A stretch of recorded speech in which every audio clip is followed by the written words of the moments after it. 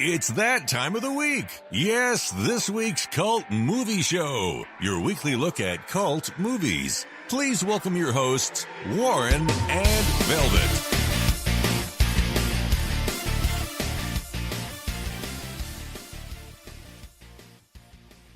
Yes, welcome to another podcast 53 of the Cult Movie Show with myself, Warren, and as always, Velvet. How are you today, Velvet?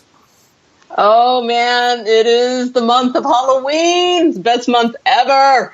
And I love that we have a good mix of movies tonight. We've got it all. We've got creeps, we've got murder, we've got serial killers, we've got ghosts. It's going to be a good one. Oh yes, yes. Yes, a bit of a Halloween sort of mix, a bit of spook, a bit of horror, a bit of found footage, a bit of black and white, a bit of everything.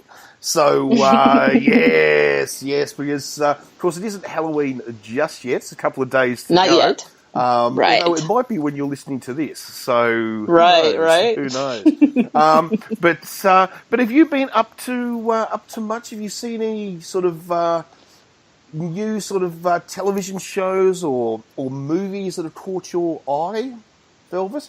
I have not, unfortunately. This has just been a crazy week in the mountains of Montana. I'm actually moving down the mountain currently, so that's been taking up my time packing up all the Yeti repellent just so I can make a smooth transition into the city life of Montana. So it just means faster internet. That's all it means. Still going to have the Yeti problem. Still going to have, still going to have Yetis. They roam around town like mooses, do they? So, pretty much.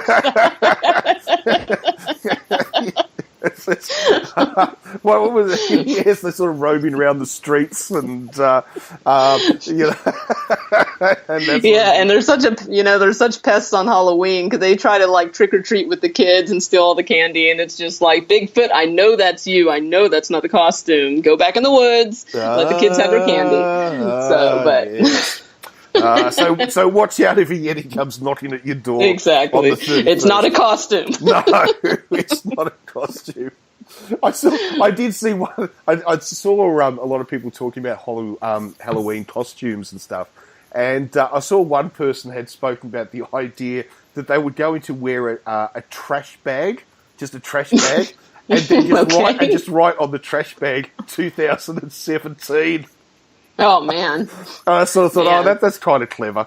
I mean, that's how I felt about 2016. That should have been my costume for 2016. Yeah. That was my feeling. Yeah. But no, it's just there's actually a lot of stuff coming out. Some stuff that's already out in the theater that I'm dying to go see. I really want to see Suburbicon, directed by George Clooney, starring Matt Damon. Looks like it's going to be a super dark comedy about crime in a suburbia kind of thing. Looks really kind of like one of those movies where you're watching it and you think it's supposed to be serious, but then you're kind of like, is this supposed to be funny?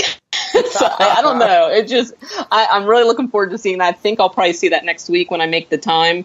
Okay. You know what? I'm on the Saw bandwagon. I can't help it. I want to see Jigsaw. That just came out. I want to see it, even though it's rehashed. It's been done. I love it. I like that franchise. I do want to check it out. But there's another one I'm trying to hunt down. It might already be out of theaters. It just came and went so fast. One of those really strange films. It's called American Satan. And it's basically just a story about a rock band that sells their souls to Satan for fame, and then they have to pay the price at the end. And from what I've heard, it's just crazy. You just can't believe this shit's in theaters. And I think a lot of theaters might not show it in like small towns just because of the name. They're just like, we will not bring Satan to this theater, So. But I'm trying to track that one down right now. I think it's already left my area. I don't think the mountains of Montana can handle gnarly cinema like that. Because Malcolm McDowell's in it, which I love Malcolm McDowell. And guess who he plays? Enough said. So I just kind of want to see this movie. Who else exactly. I don't even have to tell you, people. You already know.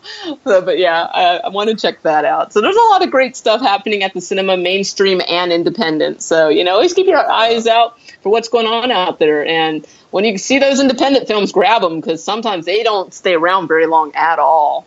So, and then they end up getting reviewed on this show as a cult classic. Yes.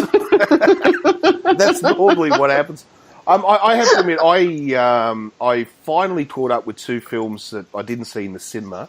I finally saw the latest Transformers in the franchise. Oh, man. I'll just say, don't waste your time, really. It's just... I mean, how far can they take this franchise? I can't. Once they had the whole, like, what was the second one where they had the one Transformer that had giant balls, like testicles, just big swinging balls. And it was most notably meant to be testicles. I was out. I tapped out. I'm like, this movie doesn't take itself serious, but it takes itself unseriously in the wrong way. Like I found it actually insulting as a viewer. I was like, am I really watching a fucking robot swing its balls in my face? Did I actually pay money to do for this? Anyway, yeah. Transformers lost me a long time ago. Yes. Look, I thought, look, I'll just watch it at home. I've seen all the others. No, they're just getting worse and worse and worse. But I did see a little gem that I really, really liked, which I had missed at the cinema, which is called Passengers. The story of it's a sci-fi set on a spaceship going to another planet. It's meant to be a colonization ship, and a couple of the passengers wake up early. And it's about their survival on the ship, obviously, because they wake up 89 years before they should.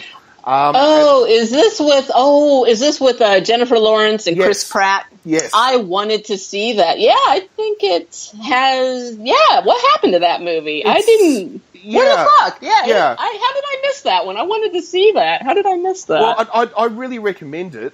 It is. Okay. I'll be honest with you. It is. Look, I'll put it to you this way. You know how, like, you don't like rom-coms and I do, right? Not really. Okay. But this is a perfect way to watch a rom-com. No, not a rom-com. In space? Is it a rom-com in space? No, it's a romance. It's not really a rom-com. Okay. Romance I can handle. Okay, romance drama in space? Yeah, it's romance drama. Okay. Yeah. I like this. Yeah, okay. But it's actually very good. I thoroughly recommend it, actually. If you haven't seen it, anyone out there listening, if you haven't seen it, you like sci-fi, but you want something a bit different, something that's really quite different, give it a try. It's worth it. It really is. Thumbs up to that.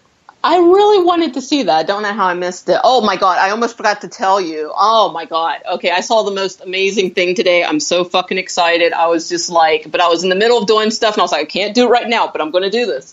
I was at one of the big box shopping stores picking up some packing supplies for my move down the mountain, and I saw it in the impulse buying aisle, and I was like, oh, my God, finally.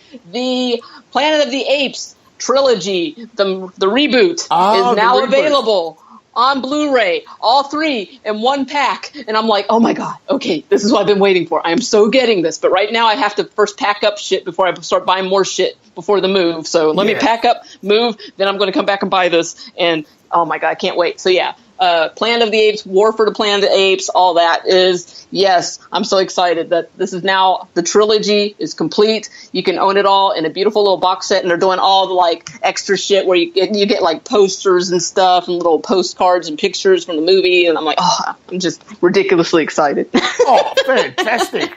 Can't wait to get it. Fantastic. Well, I suppose the last little bit of cinema news, which probably not...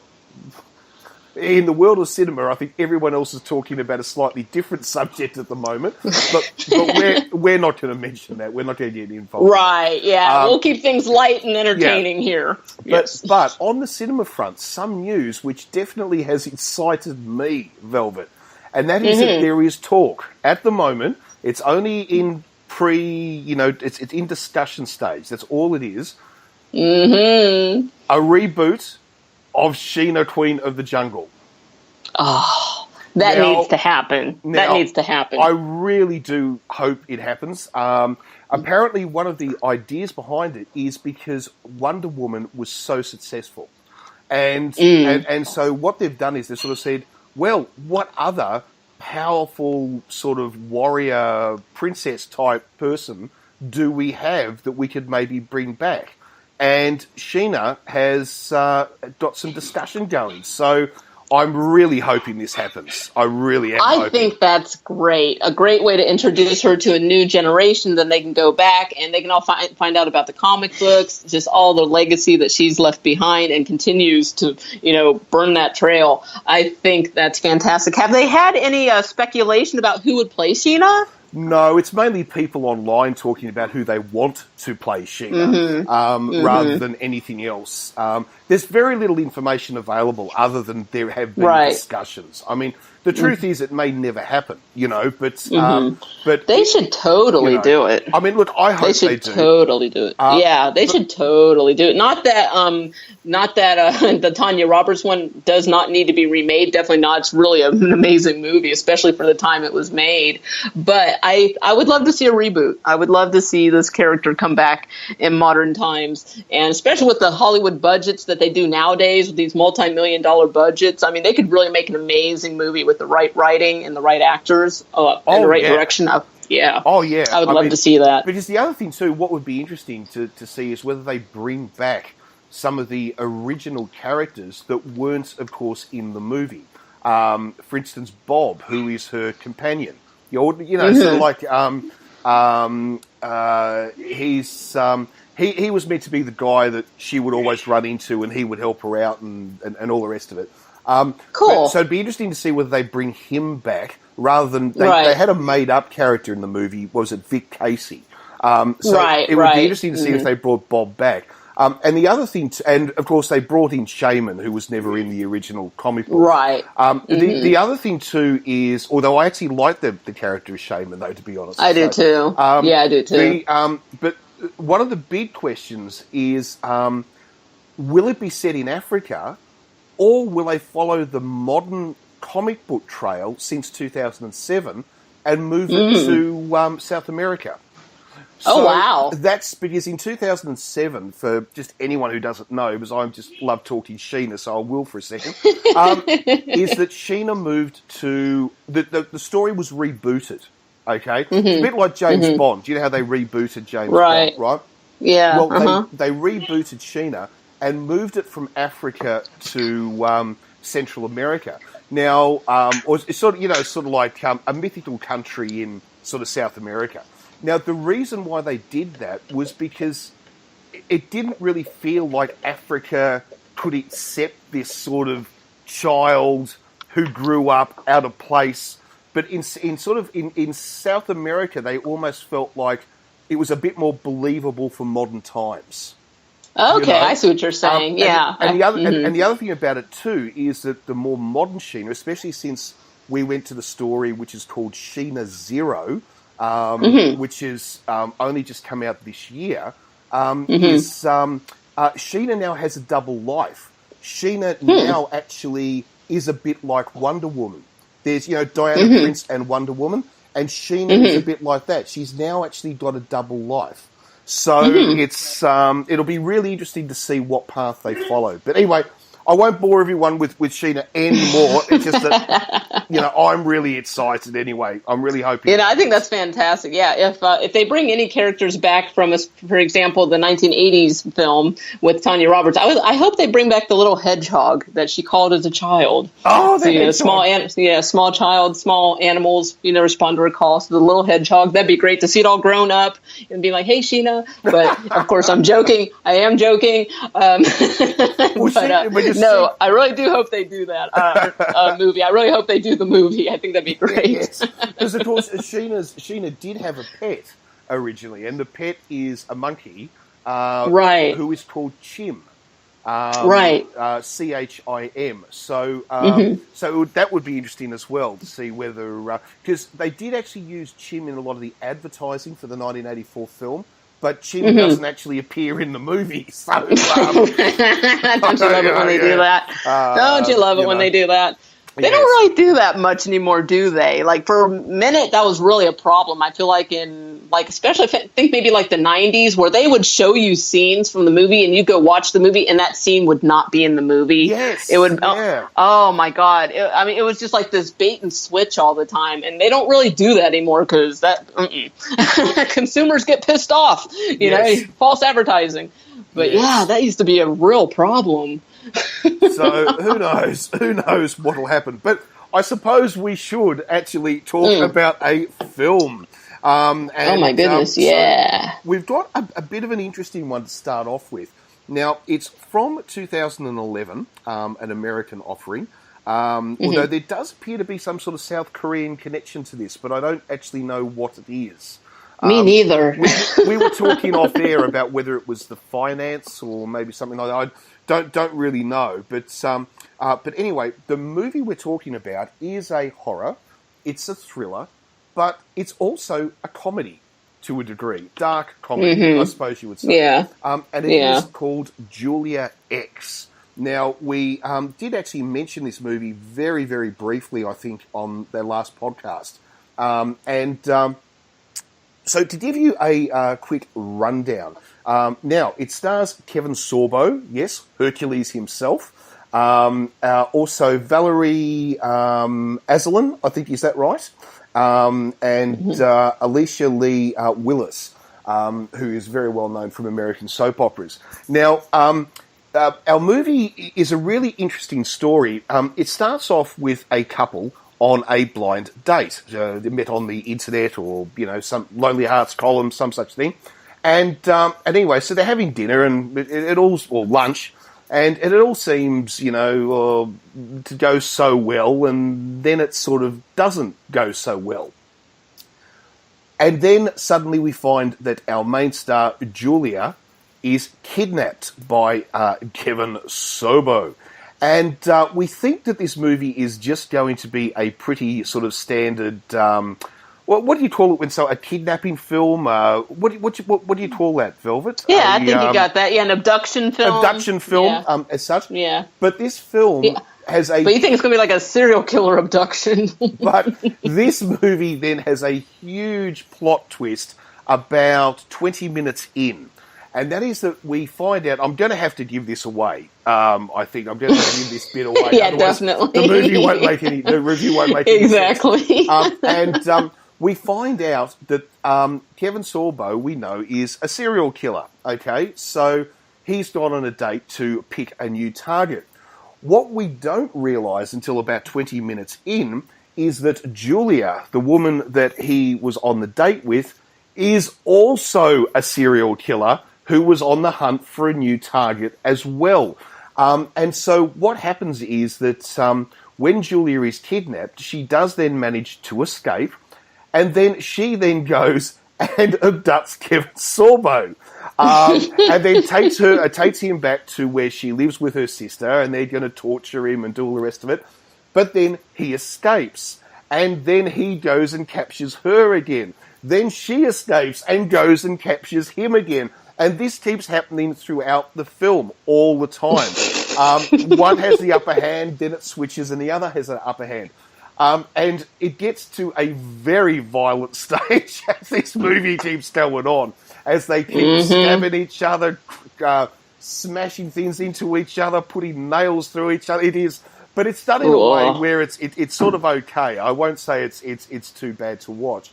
And then, of course, in the very end, what we tend to find is that these two characters have, in a way, almost fallen in love. It's a really weird movie to watch. The way that their ballet of trying to kidnap each other all the time, they suddenly find that they're actually kindred spirits, and they have this amazing connection. Until then, the sister of Julia will then go and turn it all on its head again, and we get another twist at the end of the movie. So, I'll take a breath now. What did you think of Julia X? Because it's a really interesting film. Yeah, first off, this movie's a lot better than I thought it was going to be. This movie has come up in our conversation quite a few times, so we knew we eventually had to review this. And honestly, I thought it was going to be one of those so bad it's good movies. It's not a bad movie, not a good movie, but it's average. But it was a lot better than I thought it was going to be. But honestly, I just couldn't get over the fucking fact that Kevin Sorbo, Hercules, is in this movie. This guy in the United States is known to be like a born-again Christian, so it's really strange because you'll see him in like a lot of faith-based productions, is what we like to call a lot of Christian movies nowadays. But then he's playing this really gross serial killer in this movie, and I just couldn't get over it. It was one of those where it's, for some reason, certain actors, once you know stuff about them and you've seen them in certain roles, it's hard for you to see them in a role like this where they're definitely breaking character, breaking typecast. You know, he's not just going to do faith-based productions. He's not just going to do made-for-TV television shows. He's playing a really gross serial killer and cussing a lot, you know, committing a lot of violence against women, killing people, a lot of blood. And I couldn't get over the fact that Kevin Sorbo was in this. Yes, I was like, but the scary part is he makes a really creepy, pretty believable serial killer, which is even scarier. It shows you this guy does actually have good range in his acting abilities. I was also, again, surprised to see Ving Rhames pops up in this movie unexpectedly. And Ving Rhames, though, I'm going to admit, he's gotten to the point where he's no longer box office gold. He's not an actor that if he's in a movie, it's going to be an awesome movie. He just has a tendency to just kind of show up and do his job and get paid, and there's nothing wrong with that. But it was just weird when I was looking at the poster for this movie, and I'm like, wait, does that say Kevin Sorbo? And then I was like, wait, Ving Rhames? So, yes, they're both in this movie. Very interesting to just kind of see these rather big stars pop up in this movie that I had never seen, actually never even heard of till you told me about it. The story, it does have a good twist. When it does start off, you think it is just going to be that, oh, this poor woman's on this blind date, and it turns out this guy is going to abduct her and kill her, but then she starts fighting back, and you think she's just fighting back, but then you realize she too is a serial killer. But then it doesn't stop there. This serial killer has a sister who's in on the whole thing, and it's a great premise. It's really a great premise. I think where this movie fails is that it takes a comedic tone. I feel like this would have been much more effective in its narrative if it had remained serious, if it had remained a thriller, as opposed to turning it into a comedy, almost horror film. So, yeah, I mean, that's interesting. It's almost got a bit of a rom-com element to it. Yes. You know, which is interesting. It's, I mean, I'm not 100% sure, actually. I mean, I do agree. I wish it had been a bit more serious to a degree. Although a lot of the scenes are actually pretty violent. Oh yeah. You know, so Mm-hmm. they are quite serious in that sense. But yes, the way that our two main stars basically interact it does have comic moments to it. So yeah, I mean, I don't know.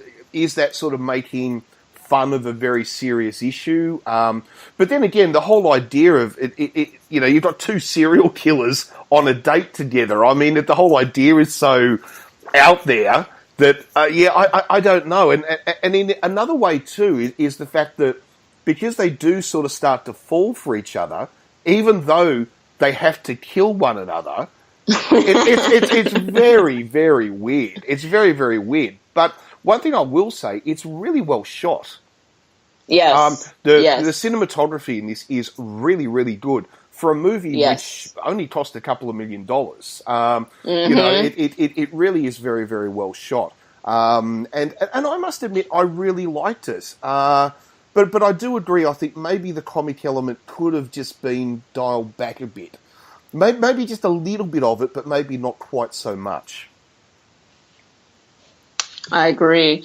It was really pretty shot, especially towards the end there. There's a scene, I don't want to spoil the end, but there's a very, very, very towards the end. Let's just say there's an all-white room and there's some blood and just that contrast of the red on the white. It's really artistically shot. It's really cool looking for how gruesome that scene is, actually. It's really neat looking.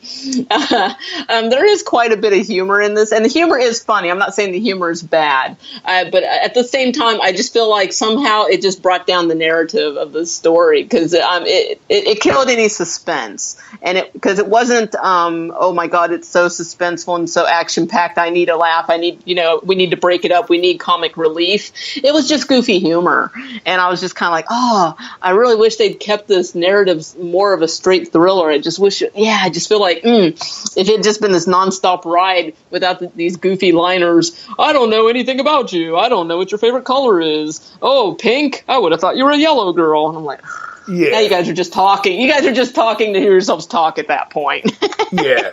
No. Yeah, I do agree. I mean, I do agree. As I said before, that they could have cut that back a little bit. But then it's also interesting for this sort of film, just how incredibly attractive all our stars are. Do you know what I mean? Yes.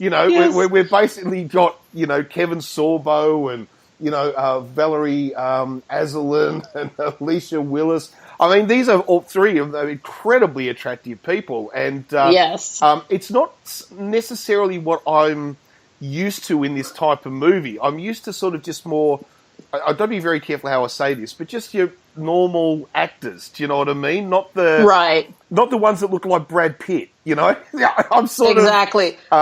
Which again, I guess that kind of takes away from what could be a really gritty, really suspenseful film. Is that I guess that's why films are oftentimes cast like that. That oftentimes in really straight, serious thriller / horror films, the characters are not the most attractive people on the planet, and anyone who is attractive you see is kind of weak and they're primed to be a victim. I mean, like, that's going to be their lot in life in that movie, is they're going to be a victim. Whereas in this movie, you are surprised to see such beautiful people committing such heinous crimes and acts of violence against each other. And I'm sure that was done on purpose, because they have comedy where you don't expect comedy, because it does start out so serious, and you're just like, oh shit, this poor girl's gotten abducted, and oh god, now you see this guy's going to be killing her, and then all of a sudden there's just like comedy, and there's also just these beautiful people that are committing these crimes. So I think they did do that on purpose just to shake it up. I think they purposely wanted a very good-looking cast for this movie, which is an interesting choice. It does shake things up. It really goes beyond your expectations with this kind of movie. Well, I think the other thing too is that in a sense they're all meant to be equals.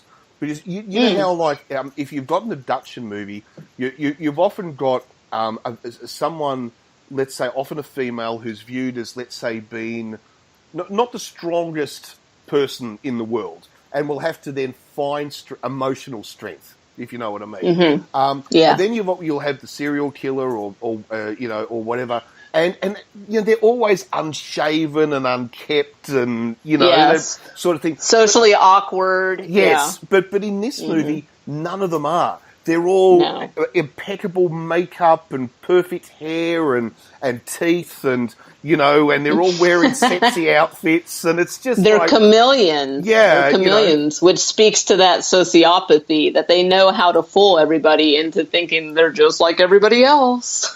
But I suppose, in order for it to work, because all of them are serial killers, is that they all have to be equal to each other. Do you know what I mean? You can't have one person sort of like being maybe slightly better, and I hate saying that when I say someone's slightly better looking, and someone just looks is all in the eyes of the beholder. That's just right. That's just sort of wrong. But unless you're Tanya Roberts or something, we all know that. But you know what I mean. It's like. But what I suppose where I'm trying to get with this is that they're all cast very equally.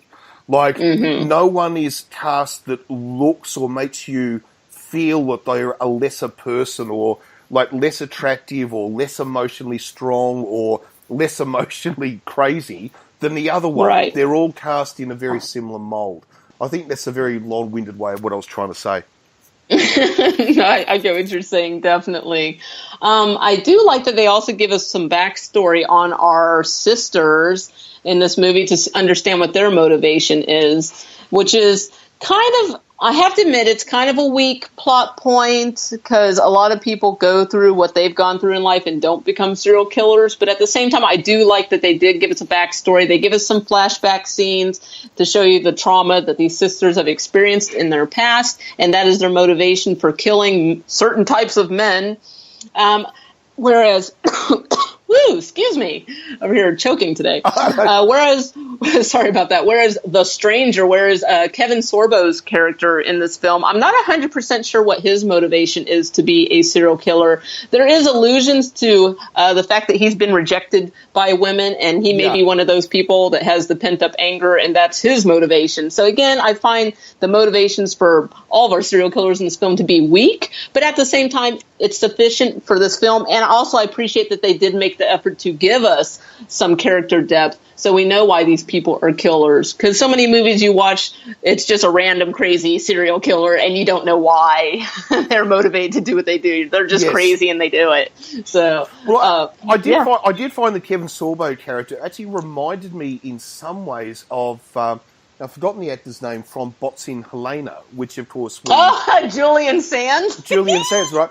Because if you think about it, like, in that movie, like, I see the characters similar. Like, the idea that Kevin Sorbo wouldn't be attractive to women just sounds a little bit unrealistic. Do you know what I mean? I mean, Kevin Sorbo is... Well, he's a hunk. You know what I mean? He's incredibly fit. He's incredibly fit. He's good looking. And like in Bots in Helena, this guy is incredibly good looking. He's a multi-millionaire and he's a surgeon. I mean, there'd be women lining up to go out with him. The whole in that movie, they literally were. So I don't know. Sometimes I just find it a little bit. That whole backstory of him, that he can't get a date, just seems a little bit, I don't know, it just doesn't, doesn't work for me, Right. I agree. I don't know, maybe there was a backstory and it got cut, or, I don't really know, but I wish... That could be, because it wasn't like for the sisters, they deliberately set up these flashback scenes, and even like the environment where they were killing people, there were hints and nods to what had happened to them in the past. Whereas, like I said, with Kevin Sorbo, we just have a little bit of dialogue here and there where he's just kind of like, just saying... bitches think they're better than me, kind of like that kind of stuff. And you're like, oh, wait, what? Is this what this is about? This is why you're killing women? Because you got rejected a couple of times? Like, I don't know. I wasn't 100% sure with him. But then maybe another thing is, like, for instance, he doesn't have a name in the film. He's just the stranger. So in a sense, where our two sisters have names, okay? Mm-hmm. So maybe that's the whole point. He's an unknown. He doesn't have a name, so he doesn't have a backstory. In essence, we're watching the film from the perspective of the sisters. We're not watching the movie from the perspective of Kevin Sorbo. And maybe that's the whole thing. It's like, we know what the sisters' background is because we're meant to be watching it from their perspective. And from their perspective, they wouldn't know what the background of Kevin Sorbo was. So maybe that makes sense in that way. I don't know. That's just a theory. I think that makes sense. Actually, that's a good point, because you're right. Kevin Sorbo's character does not have a name in this movie, and even in the credits, he's listed as The Stranger. Yes. And also, you find that the girls, the sisters, have a code to who they kill. They're not just, bloodlust crazy killers. They have a code and a criteria for who they kill. And there's a scene in the movie where one poor guy gets dragged into this situation and they have an opportunity to kill him, and they decide to actually let him go. Right? Well, this is the thing, because if you look at it, the men that they target are men who treat women badly. Yes. Treat women badly. There we go. So we're trying not to spoil the whole movie for everybody. We're trying to leave a couple of secrets. Yes. So if you're incredibly nice, if you're incredibly polite, if you treat women as an equal, all these different things, they're not going to come after you. You're quite safe. But if you're going to go around harassing women, if you're going to treat them poorly, if you're going to treat them as second-class citizens, if you're going to do that sort of thing, then these women are going to come and get you. Because they're the men that they come after. So, where I think Kevin Sorbo just goes after anyone, to be honest. I don't think I don't think there's... I don't... You know, there was a necrophilic kiss. We just have to throw that out there. We have a scene where Kevin Sorbo's kissing a dead woman. I'm just like, man, he really wants to break type in this movie. Good job, Kevin Sorbo. There's another movie I've seen Kevin Sorbo in where he plays a pot-smoking Abraham Lincoln. And that was the first time I saw him in something, and I was just like, Kevin Sorbo? I was like, Hercules? You're doing that kind of movie? Well, the other thing too, though, but just remember, I mean, you know, like, he's devoutly religious and all this sort of stuff, but that doesn't mean, but he's still an actor, which means, and the thing is that, you know, big time, I take my hat off. I mean, I have a real problem for anyone who sort of says, I won't do this movie, or I won't, you know, consider this because my faith says that this character is a bad person or whatever. Right. Well, then you're not an actor. Right. Do you know what I mean? Exactly. Exactly. Now, I love seeing that he does faith-based films, and that he's able to do these films that are like totally not non-PC, not politically correct. I think that hats off to him. I agree. I love that he doesn't limit himself as an actor, but at the same time, it was still just like surprising to see him in this. Yes. The whole time I was just like giggling nervously, like until like the shit really hits the fan and it starts getting serious, and he starts actually like, you know, doing violent shit and there's blood, and I'm like, okay, I'm done giggling. Okay, I can take him seriously now. Okay, I see he's serious about this. I'm there. I'm invested now. It was fun to also see Joel David Moore, who's the poor guy that gets dragged into this situation. We've seen him in a lot of stuff. He's one of those actors that pops up in a lot of stuff. He's going to be in all 5 parts of Avatar. Have you heard about this? That they're planning to do 5 sequels, or actually 4 sequels to Avatar, really? And he is booked for all of them. They're supposedly currently filming them. Avatar 2 is coming out in 2020, and they're going to be released consecutively all the way up into 2025. Oh, and but he's going to be in those. I know, it's so weird. I don't know, it's so weird. I barely got through the first Avatar. Seriously, I was just like, oh God, is this film ever going to end? You know, I'm just there going, just kill the fucking humans. Come on, kill them. It's like, oh God. And I mean, in saying that though, I realise that the movie has got an amazing message to tell, right? I get all of that. But, oh God, I couldn't put up with another 5. Oh. yeah, I'm shocked. I'm shocked that they're going crazy on this one for some reason. It's a lovely film. I enjoyed the first one, but I saw it once, and for me that was enough.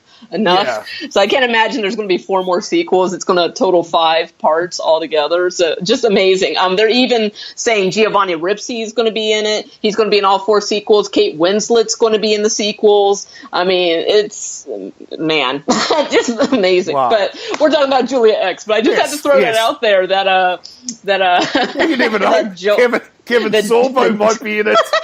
You never know. As a serial killing, he'll be one of the serial killing blue people. I'm sorry, blue beings. I forget what they're called. The thingamabobbers. Yes. The beings. I'm sorry. I don't remember the name of that species. I don't even care to remember the name of the species. I saw that in the theater in 3D, and it was just like, it was entertaining, but at the same time, it wasn't mind-blowing. I don't know. Maybe I don't know. I just didn't get it. I mean, I understand the movie. The movie's nice, but I just wasn't blown away. No. So, anyways. No. Anyway. What were we saying? I can't remember now. The movie's called Julia X, and I was wondering why the hell this movie's called Julia X. When she first gets abducted, Kevin Sorbo's character has a very nasty habit of branding his victims before he kills them, and this is like sex for him, to just take that nice hot poker and fire it up and then burn it into their flesh. And he brands her with an X, the letter X. And I like how towards the end that affects the story. I won't give that away, but it's interesting what happens with a character in regards to that X. Yes. That was so vague, I can't say because I don't want to give it away. You have to watch the movie, people. But no, there is quite some funny stuff in here. I did chuckle quite a few times. You pointed out before we even watched this that the soundtrack is The Carpenters, Yes. which is an interesting contrast for a serial killer movie. Great music. But I think it works well, to be honest. It does. It does. Somehow it worked somehow or other. I never would have expected it. If someone sort of said, "Oh, there's a serial killer movie," and the music is the Carpenters that they use. Well, they're fighting each other to the sounds of the Carpenters. It's like, and you'd sort of think this doesn't make sense. But once you get into the movie a bit more, especially as we sort of said, as this almost like relationship starts to develop, it kind of makes sense. It really kind of works, as crazy as it is. But I've heard a lot of other people sort of say it does not work. It's terrible. So I don't know.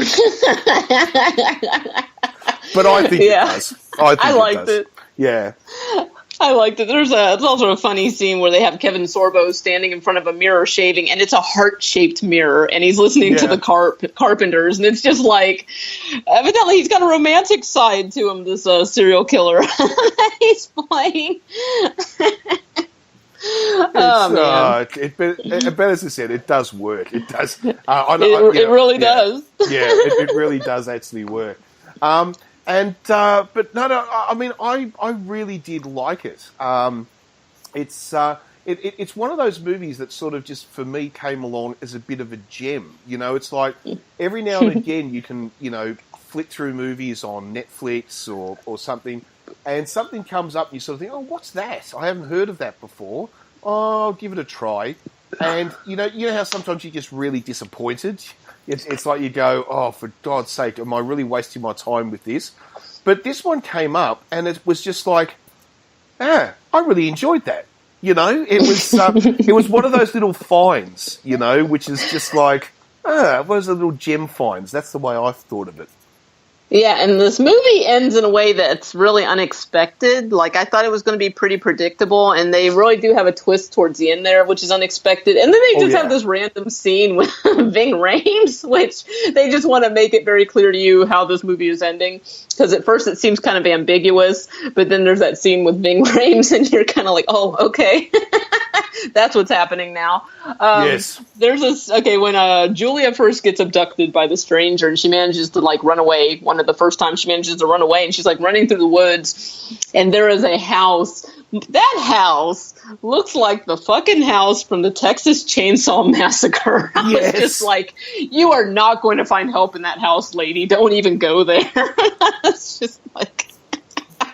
Be somebody making head cheese inside. There was even, I swear to God, there was a scene where she goes into this abandoned house. We hope it's abandoned, but it really did look like the house from Texas Chainsaw Massacre. I was pretty sure I saw a meat grinder on a table in that house. Yeah. And I was like, what the fuck? I was just waiting for Leatherhead to bust out of that one room with the random door that just slides open, hit her on the head with a mallet and drag her in and close the door.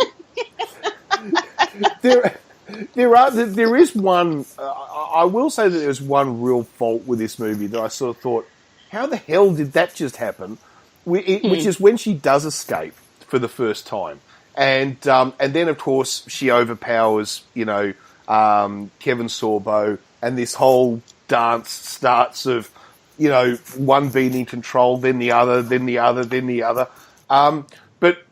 Anyway, so she's got him and she's dragging him along, and a car pulls up and it's her sister.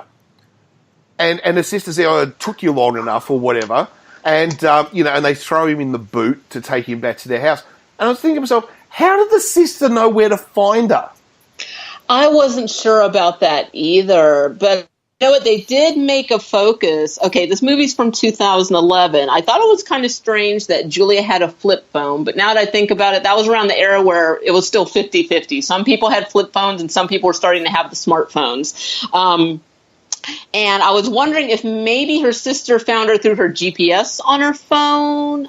But I'm not 100% sure how, because notice they kept showing that she had a phone on her, she had her phone on her, she had her phone on her, but she could never seem to really call for help. But like the phone was always near her, nearby. Kevin Sorbo had it at one point, but there was always this flip phone nearby. So that was the only thing I could think of. I was like, did her sister track her phone to find her? But no, but she pulled right up, like you said, but she pulled right up. Like, so even with my modern day GPS, I don't even find exact pinpoint locations of people. So I don't know how that happened either. Just maybe a flaw in the story. Once again, it makes you wonder whether there were some scenes cut, which would have made that make a bit more sense. And they just cut it out for time. You know, that might be. Who knows? I mean, but then that again, could be. It's not the first time in a movie where things just happen, and you look back at it and go, "Hang on, how did that just happen?" You know? It's like the that great concept, you know, like in American cop movies, how if they just drive around town and the police, if they just drive around town enough, they'll just happen to run into the bad guy. Do you know what I mean? Like, and the whole of Los Angeles, if they just drive around enough, sure enough, they'll run into the bad guy. You know? That's a good point. Yeah, so I mean, definitely not a perfect movie. Definitely entertaining. I really, honestly, unfortunately, don't have much more to say about it. It's a pretty simple premise. Yeah. You got killer on killer, who will survive, what's going to happen, there's a twist.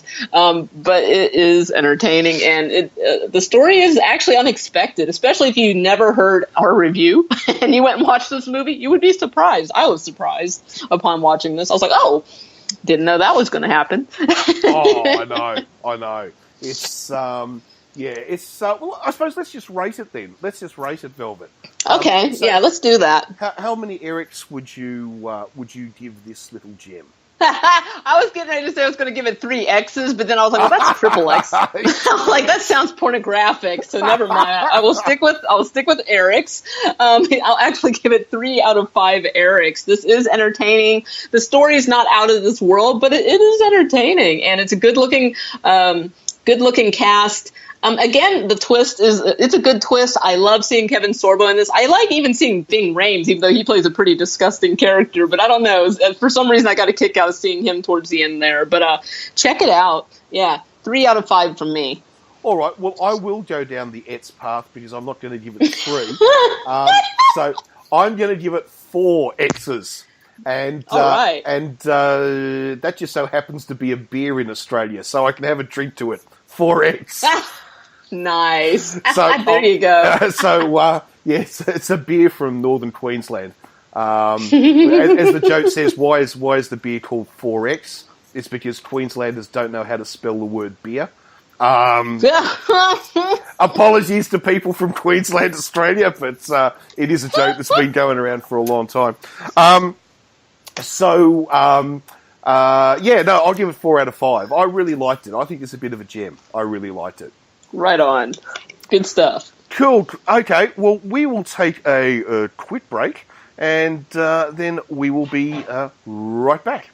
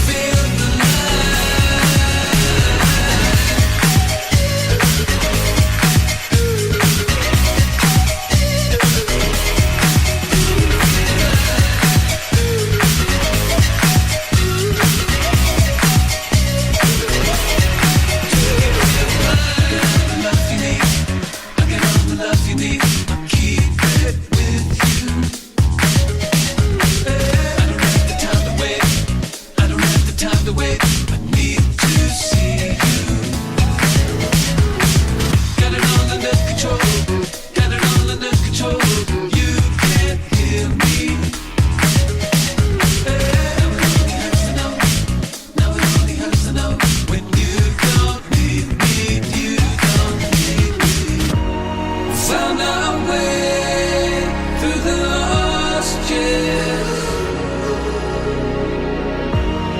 Now that day brings it all here.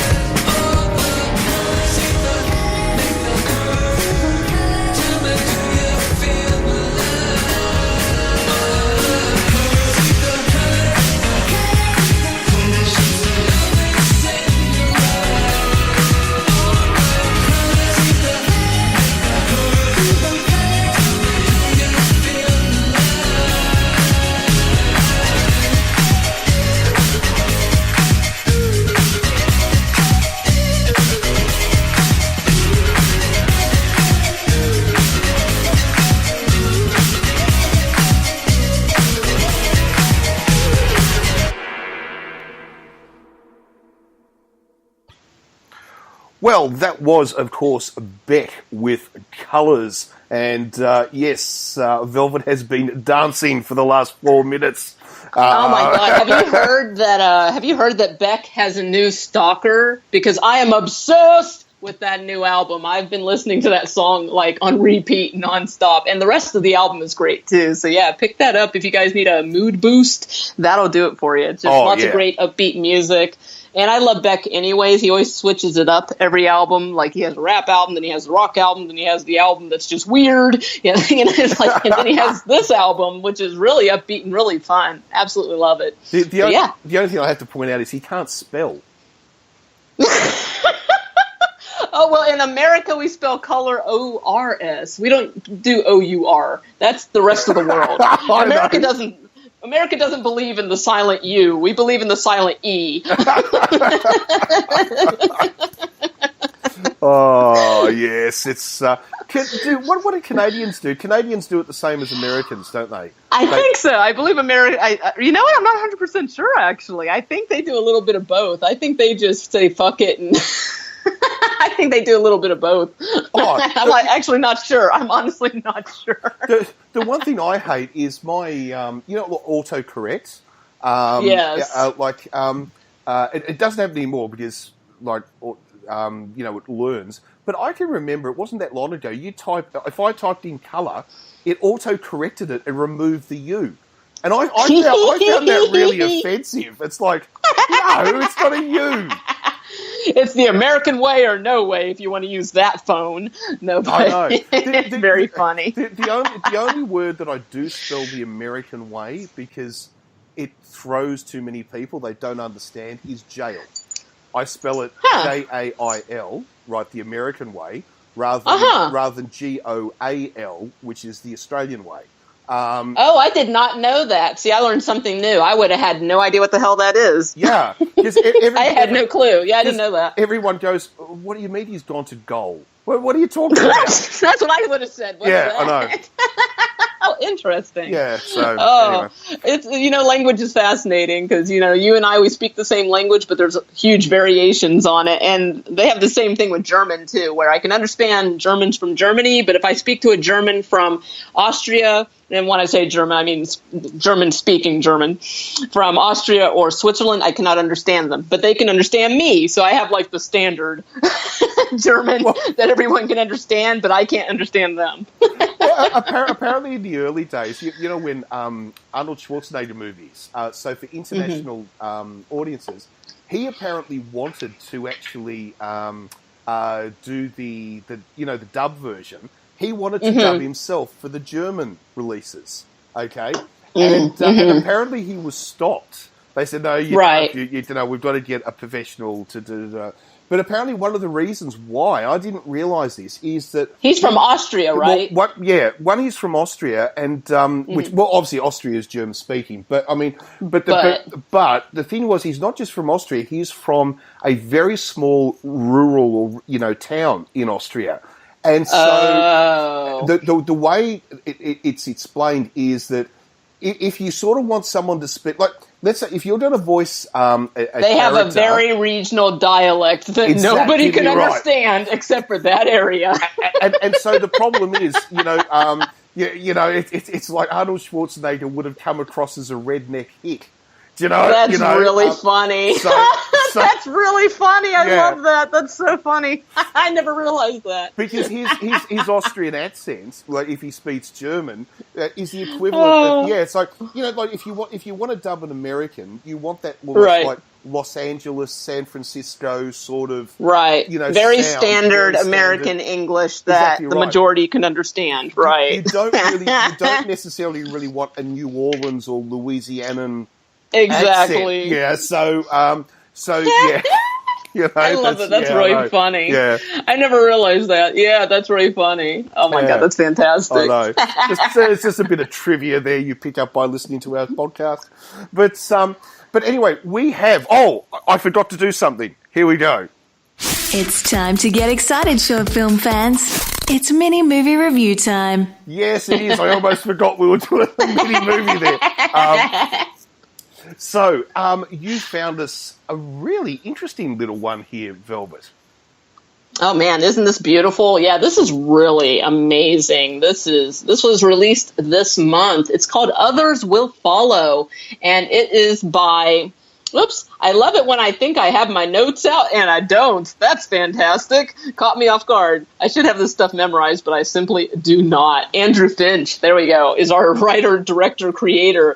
Andrew Finch made this amazing little mini movie called Others Will Follow. It is a sci-fi short, and there's really nothing to spoil too much on this one, but as always, I'll try to keep any surprises hidden. It runs just... pretty much right at the 9-minute mark. Beautifully shot. This is interesting, and if you go to the website www.others.movie, I love that he used the little movie extension for his website. Yes. Others.movie. So you can go there, you can watch it there for free. It's hosted on Vimeo, and I love his inspiration. So it's about a space mission in the early 2000s to Mars. And what they're doing is they have President Nixon doing a concession speech, or excuse me, not a concession speech. He's doing a speech for a failed mission to Mars. And this short is about hope. And even if it's a failed mission, people shouldn't give up. They should still aspire, not necessarily to travel to space. I mean, this is really just about hope. So you can interpret this in a lot of ways. But what's amazing is Andrew Finch spent 4.5 years making this short film, and he did as much of the creation as he could by himself. There's pyrotechnics, there's music composition. He even went to a place like Home Depot, which is it's a big box store in the United States that we use for home supplies, for building supplies, any kind of construction. And he was able to make spacesuits and little spaceships. And this is really realistic looking. The music's very appropriate to the atmosphere and mood, tone. I mean, get a little tear in my eye watching this. This was just so beautiful. You could see that like a lot of work went into making this short film. What did you think of this short, Warren? Oh, look, I really loved it. I love the way our story basically starts with the landing on the moon in 1969 with the television broadcast. And something, because I've never actually really watched the landing on the moon in full. I don't know if you have, Velvet. Yes. It starts off with the picture. The first pictures coming back from the moon are upside down. Now, Yes. I don't actually know if that really happened or not. I'm assuming it did. But I don't know. But anyway, this movie plays with that, and it's important towards the end. And it starts off with people watching it, listening to it, because obviously it was probably one of the biggest event of the 20th century. Right. Well, the biggest hopeful event anyway. There were obviously world wars and things like that, but the biggest event to bring people together. And we see a whole heap of people watching it, and then we see this young boy with a pretend space helmet watching it in his living room. And then, of course, it cuts to the future, where we assume, anyway, that this young boy is now grown up, and he is one of the astronauts on the first mission to Mars. And, of course, the mission goes all wrong, and everyone on Earth thinks, of course, that the people are dead, but they're not. And the story will then follow his extraordinary actions, and I don't want to tell you what he does, but to get the message back that just to get a message back. I'll just say that. I don't want to go any further with it. Exactly. But it's very, very well done. I can't fault it at all. The way too that all the dialogue, there's no speaking in the movie. All the dialogue is just taken from speeches about space travel. So it's really really amazingly done. It's a beautiful little film. I can't fault it. It's an amazing, beautiful little short film. Yeah, I was really honestly moved by this, not as like a patriotic American, just by the beauty of this short film. I mean, and I just love the whole message of hope and not giving up. And I just thought it was such a creative undertaking. Even now talking about it, I get a little lump in my throat because I was really moved by this. I was just like, wow, this is really beautiful. Everybody needs to check this out. They're not too active on the social media, but definitely go to others.movie so you can watch the short. And if you scroll all the way down, you can learn the behind the scenes about the making of this mini movie. And if you scroll all the way down, you can also follow Andrew Finch on his social media and maybe possibly help him out with any other projects that he wants to do. This is really worth checking out. I love the creativity of him taking this unused speech in the case that Apollo 11 failed back when they were doing the moon mission. And he even smartly linked to that speech that was written in 1969 for then United States President Nixon for him to, read the speech in case Neil Armstrong and, Edwin Aldrin didn't make it. And thank goodness he never had to read that particular speech. But I love that that this inspired creativity in him to tell this story and make a story of hope. I mean, I can't wait to see more from Andrew Finch. I hope he gets bankrolled to do like a feature-length film one of these days because he's very creative, and I would love to see what he could do if he had unlimited funds from Hollywood, from anywhere, from an independent millionaire, anybody. That would just be amazing. I mean, this film taken slightly differently, let's say we put in other actors and let's say we gave it dialogue, could quite easily be a mainstream movie. Like absolutely. The idea and the premise behind it, and also that idea of eternal hope, that even if something goes wrong, what effort will people go to inspire hope? Once again, I don't want to say any more, but this really could be turned into a full-length film. There's no reason why not. Absolutely. Absolutely. But just as it is, it's a beautiful little piece of filmmaking. It really is. Amazing. Yeah. Amazing. Okay. So if you guys want to check out... Oh, I'm sorry, go ahead. No. I'm saying, no, go for it. Yeah, I was just saying I love it. Yeah, it's amazing. Okay, if you want to check out Others Will Follow by Andrew Finch, just go to others.movie. And remember, not .com, but .movie.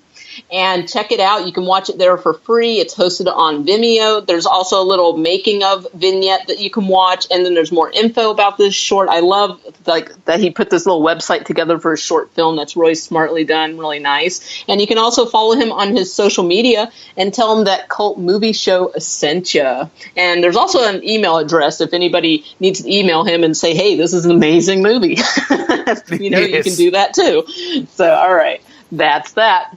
Excellent. And I would sit there and play their albums in the album player all the time. In the album player? The Only Funny to Us podcast with brand new episodes every Monday night at 8 at onlyfunnytous.com. All right, so we are back with our second movie. And this time we are into the found footage horror, I think. Yes. Yeah. And this is an interesting one. Now, it's from, 2014? Is that right, Velvet? That's right, 2014. And it is called Creep, a found footage horror thriller. Now, directed by Patrick Bryce and written by Patrick Bryce and Mark Duplass, and starring Patrick Bryce and Mark Duplass. So yes, very much a personal project. Now, it's a very interesting story, which basically starts with a young filmmaker, videographer, who is hired. There you go. To spend a day with a gentleman out in the middle of, in a country town, basically, to video document things that he wants to say for prosperity, if you like. Because we find out that supposedly this gentleman has cancer, I think it's meant to be, and is supposedly cancer, and is dying. Well, anyway, when he turns up to start his filming, he finds out that this guy is a little bit creepy, shall we just say. Is a little totally bit creepy. And, totally creepy. He starts to feel rather uncomfortable with the whole situation, but he continues and goes through. When it's time to leave, he basically can't. He can't find his keys. He's sort of trapped. So he doesn't really quite know what to do. He then gets a very interesting phone call on a mobile phone which belongs to the gentleman he's filming. He answers the phone to find out there's a lot more going on here. And that basically he should get out of there quick smart. Yes. So he tries lots of different ways to get out. He will finally get out of this cabin in the woods, only to find that he is now being stalked by this gentleman. And the film will then take us down the path of how he tries to resolve this situation. And we will get to find out a lot about the characters. And the ending, I will just say, some people might say it's obvious. Others might say it's surprising. Some have even said, I've actually read one comment about this that said it's very confusing. So we should maybe deal with that as well. So all shot in the found footage style. It's quite an interesting little movie, and it's definitely one of the more believable of the found footage, genre. We've said before that some found footage movies are just either dumb, or they're stupid, or they're unbelievable, where this one is kind of believable. So I thought it was very interesting. What are your thoughts, Velvet?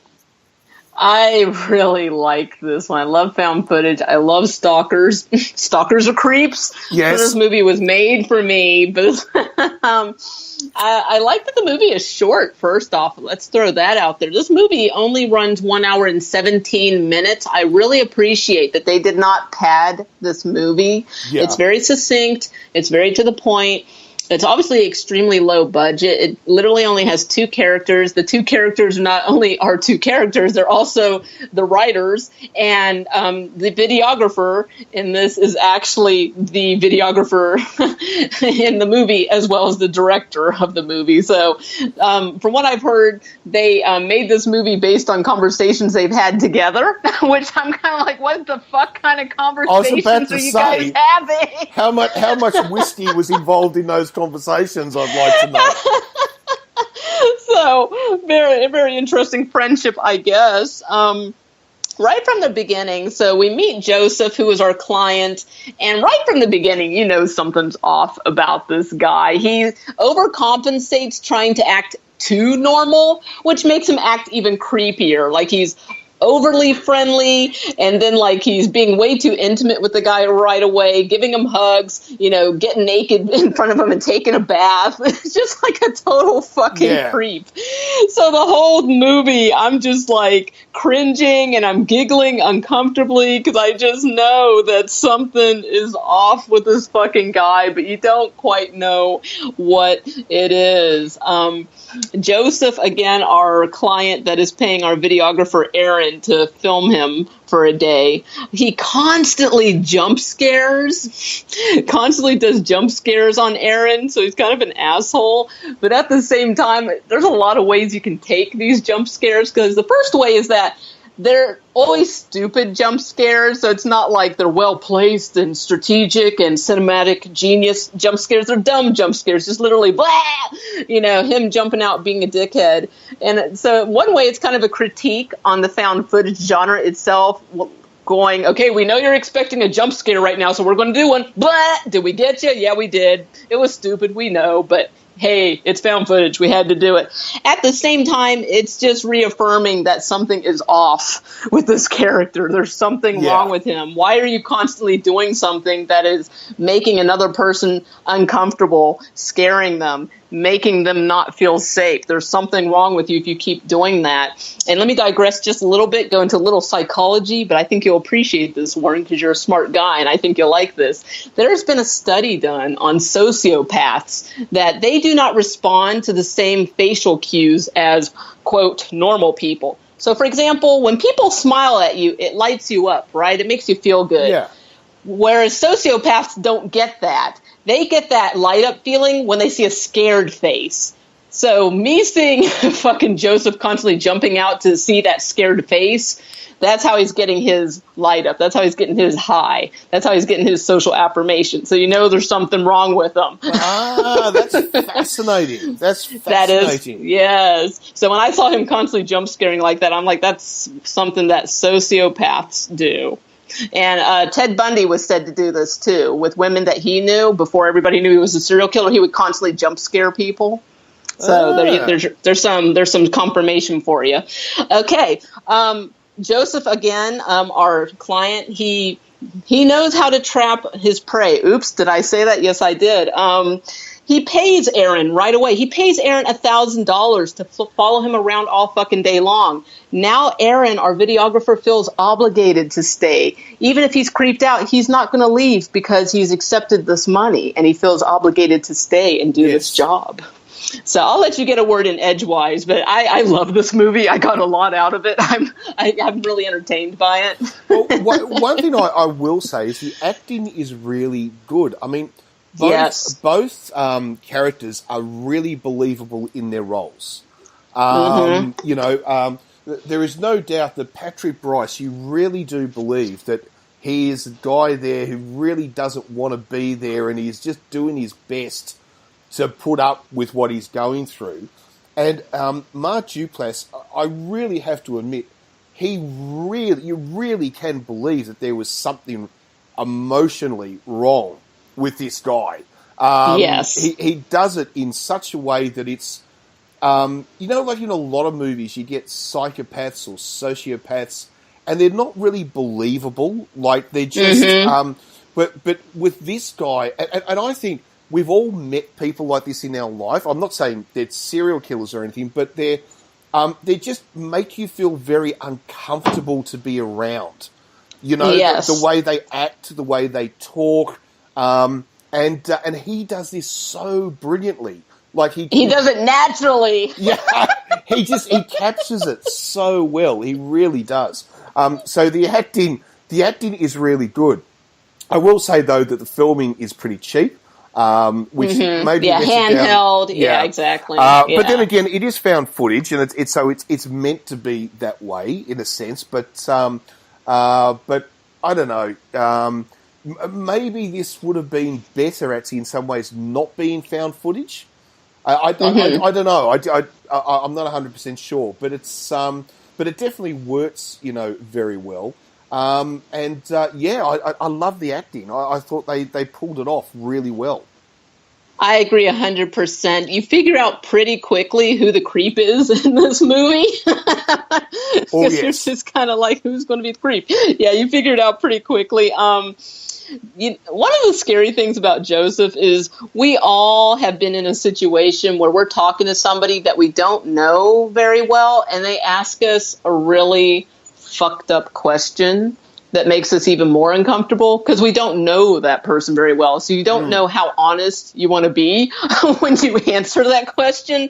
And Joseph constantly, like our client here, constantly asks really fucked up questions like, is there anyone in this world you need to make peace with? What the fuck? Like, what do you mean? He says stuff like, did you think I might kill you with the axe when you first saw it? Because when Aaron first arrives at the location, there is a tree stump with an axe in it. And he jokingly says, oh, that's kind of weird. Like, he's filming this axe. Oh, that's kind of weird. And now all of a sudden, Joseph is like, hey, did you think I was going to kill you with that? Like, what the fuck? And then he also, oh my God, then the best one, have you ever done anything you're really ashamed of? The story that comes out of that question from both of them is really crazy because Aaron tells this really crazy story about pissing his pants when he's a little boy. But then Joseph tops it with, well, I guess we have to talk about Peach Fuzz. Yeah. Peach Fuzz, the friendly wolf. Oh my God. Yeah, I know. Oh my God. You're just like, there's something wrong with this fucking guy. And the whole time you're just cringing and you're kind of giggling nervously. You're just like, Aaron, get out of there. There is something wrong with this fucking guy. There's a scene where, for whatever reason, I guess he's telling Aaron to go into a closet or something to get a towel, something like that. And he opens up, this like little curtain and jumps because there's like this scary ass wolf mask. And the whole time, Aaron is just, Joseph, our client, is just doing all this weird shit. Like, right when they arrive, he's like, hey, film me taking a bath. Yeah. And you're just like, wow, this is really fucking awkward. And even though it's supposed to be kind of sweet, it's just really creepy. And then the whole, Aaron finds this fucking wolf mask and Joseph goes into this whole story about, oh, this is Peach Fuzz, the friendly wolf. And he goes into this whole story about, oh, my dad made this and he used to wear this and he used to sing a song and do a dance. And it is the most ferocious looking wolf mask. It reminds me of Michael Jackson. Yeah, it reminds me of Michael Jackson from Thriller when he turns into that monster. Yes.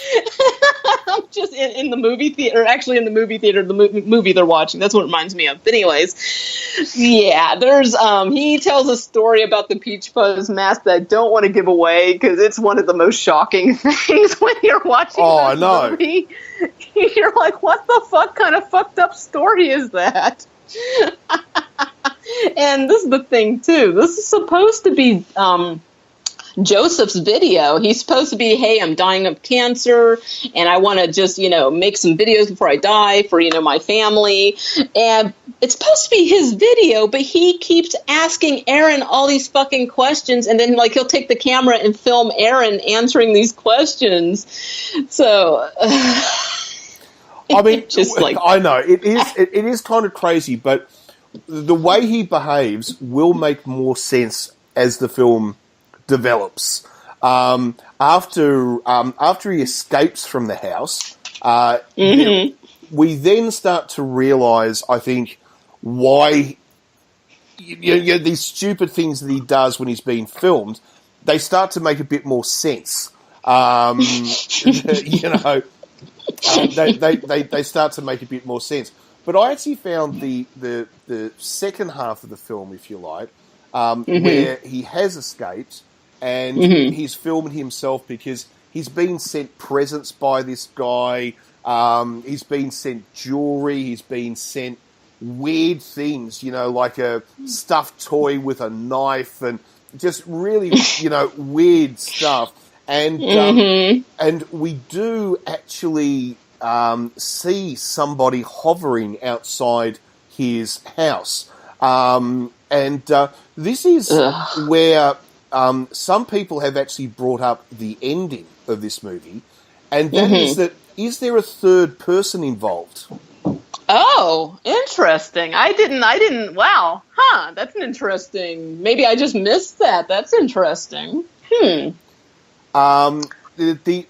reason for that is that, is there someone else working with him, or is there a third person who is actually using both of them? Because, there's a little scene at the end, which I'll just say, but I don't want to give it too much away. We see a collection of tapes, okay? Right. Which is a collection of DVDs, but then there's also VHS, but then there's also 8mm. So this is obviously a collection of all these movies which have been made of the victims, okay? Now, here's the question. Neither of them are old enough to have been working in 8mm. What the fuck? Oh my god. Now I'm going to go watch it again. Now, and you will notice that there, you think about the ending, Velvet, where there's a phone call and we think that, there's going to be another victim who's going to be trapped. But is it the same person? And now I'm wondering about it. I'm like, wait, who's holding the camera? I just realized, Right. Now, I didn't realize that. Oh my God. In saying that, it just might have been a bit of, they were trying to make the whole idea that this guy's been killing people forever, right? And maybe that's all they were trying to do, and this idea of a third person just doesn't exist. It simply it doesn't exist.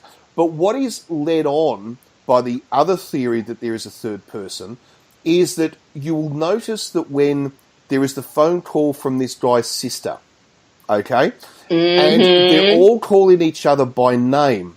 But at the end, there's a different name. That's right.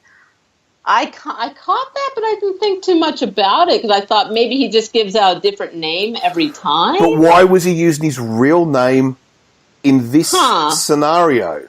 So it's a little bit interesting. Or the other question is, was the woman on the phone not his sister, or was his sister, and she's somehow involved in this? Oh my God! Oh wow, there might be a lot more to this movie than I realized. So this is where I'm saying that I have noticed in people putting up comments about this film online, sort of saying that maybe this movie is not as simple as you think it is. Or maybe we're just reading it totally incorrectly, and it really is simple, and there really are only two people.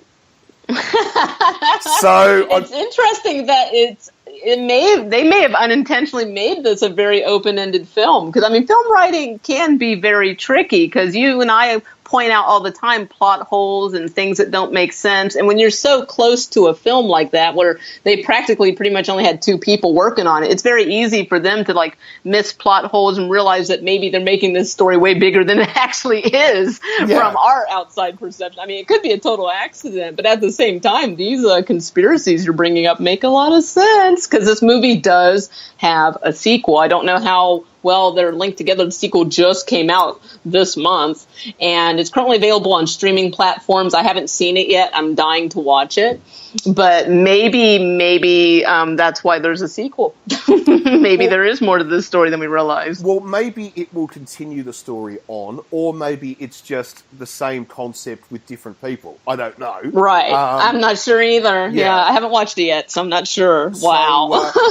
So there is there's some ideas going around about, you know, how this film really ends. You know, is it simply just a story of one guy hunting down another, or is it the story of two guys? In other words, one guy is trying to hunt down another guy, but he is being used by a third person.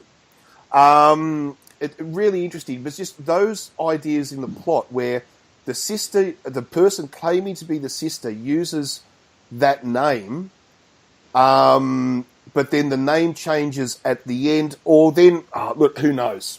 Who knows? It's very, very interesting. Interesting. And, in saying that, it's one of those, this movie, when I finished watching it, I have to admit, I just haven't had time yet, but I said to myself, I've got to watch it a second time. Because I reckon there is so much in this movie that I missed. I really think there is lots and lots of stuff in this movie that you need a second watching to pick up. You know what? I've seen this movie twice, and now I feel like I've missed stuff. Because when you were saying there was somebody hovering in the window, I didn't see that, and I've watched this twice, but I also wasn't looking for that. Now I'll be looking for that in other stuff. So I think there is a little bit more to this than we realized. Like I said, it's a very simple setup. It has really good pacing. So even if you're not the analytical type and you're not trying to find hidden meaning in this movie, you'll be able to enjoy this just by a simple viewing. I think it's really entertaining. I think I'm amazed how cringe-inducing this movie is with such a simple setup of just two people, two characters, the entire movie. At what point, Warren, did you realize that Joseph is completely psycho? Oh, as soon as he in the first 10 minutes, as soon as we see it. I mean, just the way he says hello by bashing on the window of the car, you know that there's something not right with this guy. Now, in saying that doesn't make him a killer, but you know that there's something not right with this guy. He's just not there. He's socially awkward. There's something just not right. He's completely delusional about his so-called friendship with Aaron. Because, I mean, like, right from the beginning, he's, like, completely intimate with this guy, telling him secrets, hugging him, and, like, telling him, I love you so much, you're such a good friend. And you're like, wait, you people just fucking met, you know? And just all the fucking fucked up questions he asks. He asks him, you having money problems, Aaron? Which is, I mean, at least in American culture, it's still really embarrassing to discuss your finances with someone you don't know well. Even with your family members, you don't want to talk about your finances. That's just part of our culture. So for some random guy that you just met being like, you having money problems? Like, what the fuck? Nobody asked that. And then like, okay, I'm going to say this, but you guys will have to watch the movie. We're not going to expound on it because it's really creepy and you're like, what the fuck? When he asks Aaron, you're like, okay, you know this guy is doing this shit on purpose now. Now he's purposely asking uncomfortable questions. He says, Aaron, did I freak you out with my rape story? Yes, people, you heard that. I'm not going to repeat it. You'll have to watch the movie. This Mark Duplass plays this fucking psycho really well. It just makes you so uncomfortable the entire movie. You're like, oh God, what's he going to say next? What's going to happen? Oh, you're just like, and the whole time you're telling the videographer, Aaron, you're like, get out of there. Just leave. Walk if you have to. Just run. Get out of there. And there's something else I wanted to ask you about this movie. Yeah. Yes. And that is that towards the end, we see, obviously, Mark Duplass, the Joseph character, watching back all the footage, okay? and then he gets a jump scare. You know what I'm talking about at the very end? Yeah. Now, what I want to know is he's jump scaring himself? I guess so. Because, I mean, like, he's filming himself watching a movie, so it's kind of like a personal diary.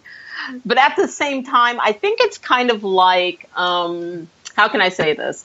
I don't know how often any of us record ourselves doing stuff anymore. I mean, with social media, we kind of all do it all the time. So you're kind of doing it for yourself, but you're also kind of doing it for an audience. And if it's social media, you don't know who that audience is. If it's a diary, you know, if you're doing a video diary, sometimes you just make funny faces or you just look in the camera and just say something goofy. This guy is all about jump scaring. So for me, I think it's kind of like punctuation for him. Like, I don't have anything else to say, so, you know, like. Well, I even heard one person say that that's not Mark Duplass, it's somebody else. Huh. Okay. But I didn't get that. I always thought it was meant to I didn't get that either. I didn't get that either. You know. That I thought that what he was doing, you know, like how he was jump scaring Aaron every 5 seconds. Like the whole idea, all he was now doing was jump scaring himself. Right. Yeah, I think it was just kind of like, oh, somebody's screaming, I'm going to scream too. Like, yeah, I don't think it was like, I mean, even though we, the audience, are watching a found footage film, I mean, nobody's going to watch this but himself, technically. So I guess he is actually jump scaring himself. So if he watches it again later and he forgets that he did that, I really don't know. Yeah. It's very interesting, and it's very interesting. So look, you can just watch this film and just work it on the premise that it's between these two guys, found footage about basically this psychopathic stalker, or you can go down the other path, and it's the story of this battle between this normal guy and the psychopathic stalker, and another psychopathic stalker. Who knows which is the truth? I don't know. Probably only the two of them know. You know, who knows? Who knows? But it is. I love it. It is quite good. But I think you were right too with the timing. What is it? 1 hour 17 minutes. This movie couldn't have been any longer.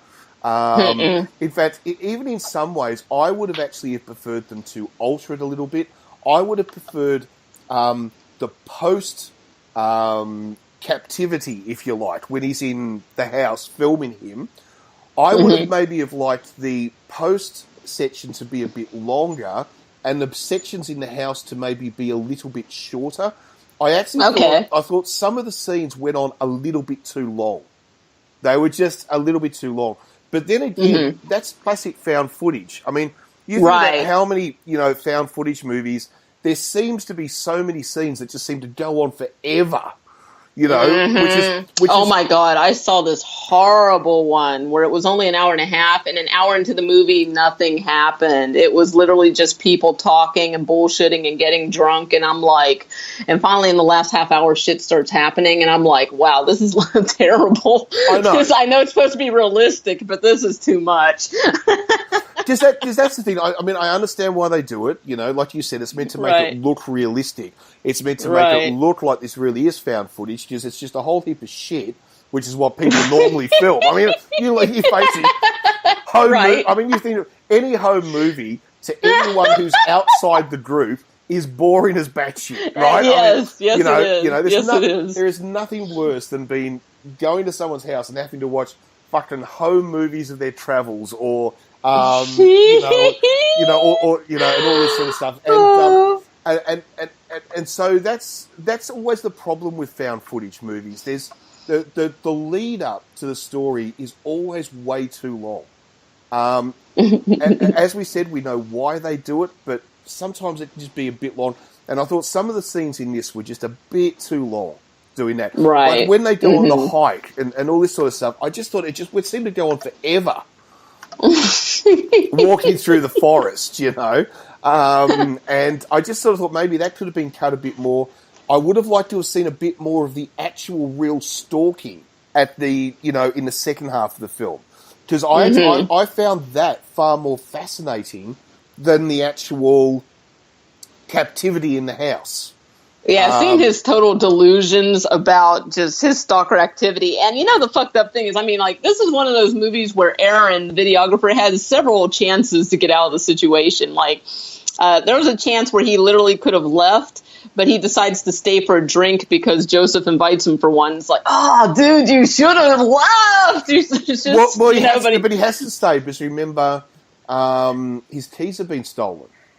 No, but at the time he had his keys because he was in his car. The guy's at the top of the stairs. It's actually the box cover, by the way, Easter egg. He's at the top of the stairs. Aaron is in his car. He could have driven off, but he gets out and he goes up for a drink. You're like, yeah, you could have gotten out of there, Aaron. And then Aaron does actually, when it gets to the stalker activity, Aaron does call the police, and he's like, "Hey, this guy is sending me weird shit, and I'm feeling, kind of scared for my life." Unfortunately, in the U.S., stalker laws can be quite ineffective. There's pretty much nothing they can do until you've been attacked or they're in your house, like on the verge of killing you. It's like, this poor guy. I was just like, oh man, Aaron, you poor thing. This guy is totally delusional about your friendship, and you can't do anything about it. He's stalking you. Well, one of the problems is, in a lot of other countries, I can speak on behalf of Australia anyway, is that you can report it to the police, and the police will put that person on a watch list. They will pay a visit to that person to let them know that they're on a watch list. So, in other words, if something happens to that person, we know who done it, right? It doesn't, of course, stop those psychopaths from doing it, unfortunately. But the police are limited in how much they can do because people have human rights, So, but in this case, it's a little bit different because the police do say, where does he live? What's his surname? I don't know. I don't know. So it's a bit like, what are the police going to do? They can't. Even if it was a really good police force that would put him on a watch list, that would go and visit him, that would give him a warning, the problem is, how do they find him? They've got no idea who he is. But it does show that concept of I'm alone. Like, there's nobody that can help me. This guy is now stalking me. I don't really know who he is. He is able to find me, but I can't find him. And it deals with that, that idea of, it's like, I'm trapped. I'm trapped. There's nothing I can do. And that builds up that suspense, which I think works really well. Absolutely. Yeah, I was so entertained by this movie. I'm ready to watch it again. I cannot, and I definitely want to see the sequel too, because I'm just like, but now I feel like I need to watch this one more time before I watch the sequel, because I'm like, wait, did I miss something? Like, I didn't see somebody creeping around in the window. I got to see that part. But no, I was, for how simple this is, how cheaply done it is, just really strong character acting, great build-up of atmosphere, just...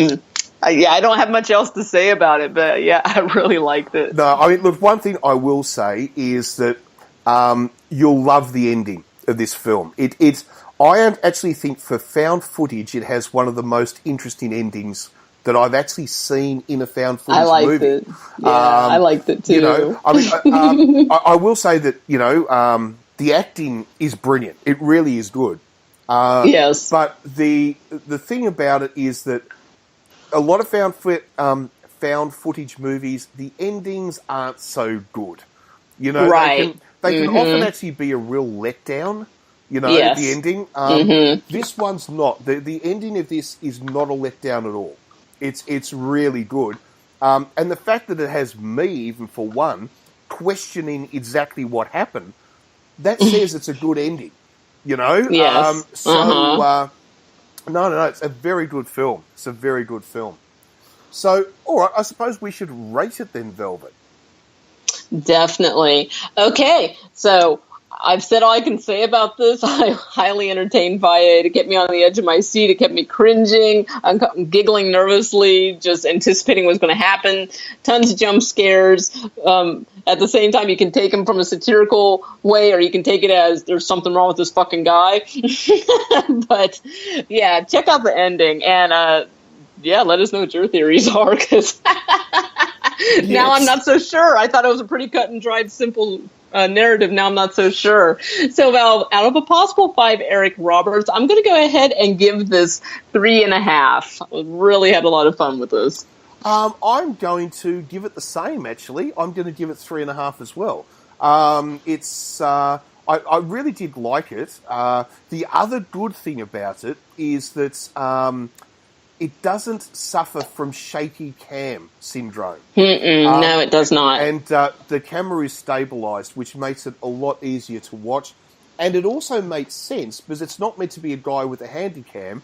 This guy's a professional, filmmaker. So, yes, his camera is stabilised. So that makes it a lot easier to watch. Because, sometimes you can come out feeling seasick, with some of these Yeah. movies.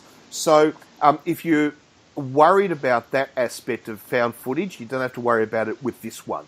So, I really enjoyed it. I thought it was very good. Yay. Excellent. Creep. All Dude right. is such a creep. Yeah. All right. Well, we will take a quick musical break, and we'll be right back with our last film. And love it or hate it, this is a true classic. There is no doubt about it. This is a true classic. Yes. We'll be right back.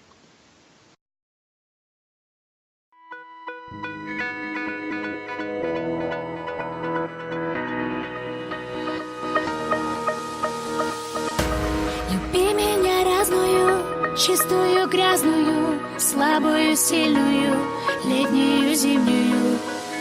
Отпусти мимолетность фраз с поверхности души. Сегодня и сейчас мне принадлежит. Держи меня рядом, руками и взглядом. Держи меня ниже, ближе, ближе. Держи меня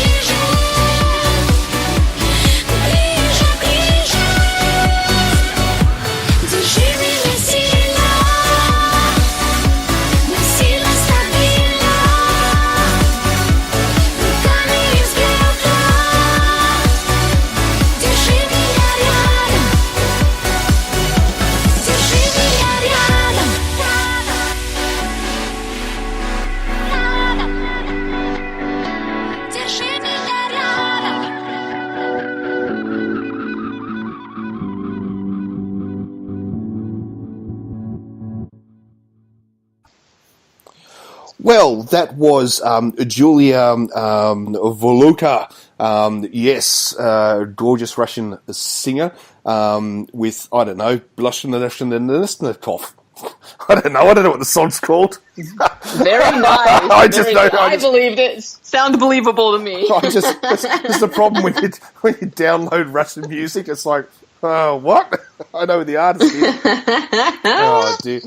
But Goodness. But I will tell you a funny story, actually, about Julia. Is I actually follow her on Instagram, and she, every couple of days, she put, people put up live videos on Instagram, and very rarely do I ever get to see anyone's video live, because, it's pure arse that you just happen to be on your phone at the exact time somebody puts up a video.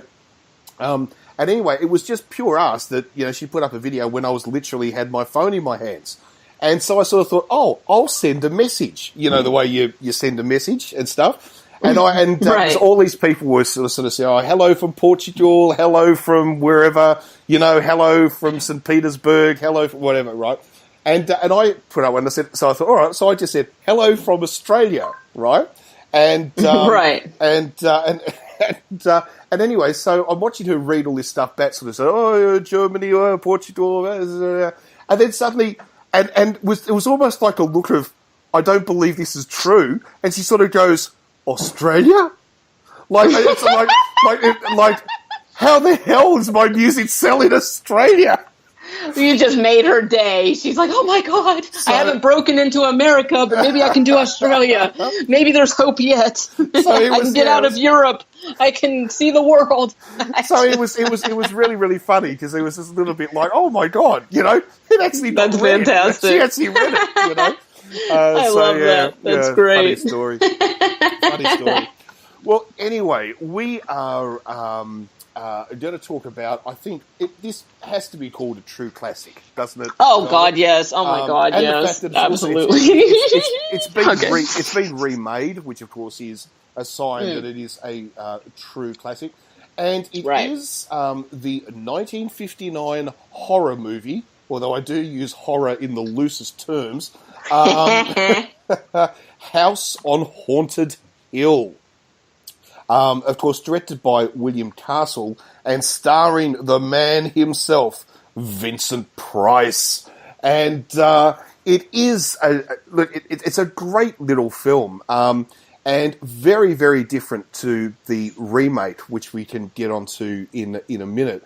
Now, the original movie from 1959 is basically set in a house which is meant to be haunted. And it's a very weird house, like it's all got bars over the windows and steel doors and all of this sort of thing. And anyway, so Vincent Price invites a whole heap of strangers to spend the night, to have a party at the house. And if they can spend the night in the house, they will win money. Now, where the film goes a little bit weird is that it has to be questioned about whether this house is really fucking haunted or not. Right. But we will get to that in just a minute. So anyway, because it turns out that this movie is not really so much a horror movie in the sense of ghosts. It's got all the ghostly jump scares, or at least for 1959 anyway. Right. But the story goes down the path not of ghostly murder, but of human murder, in the sense that we have Vincent Price's wife, who is basically trying to kill him, so can he kill her before she succeeds? And of course, we now have all these people trapped in the house at the same time. To be honest with you, that's the plot. That's really all there is to it. Right. This movie, if you were thinking it was going to be a ghost movie, you definitely will think it's kind of a ghost movie for the first 50% of it, but for the second 50%, you'll realise this is actually a murder mystery, not actually a ghost story at all. Right. Right. So what did you think, Velvet? Oh yeah, this is absolutely a cult classic. There's that one classic scene that we've all seen, even if you've never seen the movie. You've seen the skeleton, and we'll get to that. I don't want to talk about it right yet, but the walking skeleton, yeah. Oh, that's so entertaining. No, I like this. It's really engaging. It's at first you think it is going to be like a haunted, like house movie, and just. Okay, this movie's from 1959. It starts with a black screen and a woman screaming. And by today's standards, that's obviously like, what the fuck, what's wrong with the picture? But back in the 50s, when they were actually screening this in the theater, I mean, they had just the surround sound booming, basically. And people are just sitting there staring at a black screen. All of a sudden, there's this blood curdling scream. I mean, that would have scared the shit out of the people in the audience. I mean, this film right from the beginning tries to set up this atmosphere of very spooky. So I really tried to look at it as, okay, if I was watching this movie in the theater in 1959, as opposed to on my laptop in 2017, yes. I mean, this is definitely, that would have been pretty scary. Also, the person that produced this film was known for using gimmicks in the movie theater. And unfortunately, that's basically a dead art form of entertainment now that I would love to see them bring stuff back like that. Unfortunately, nowadays, somebody would probably get sued because they got scared or had a heart attack or something like that. But back then, they still did that.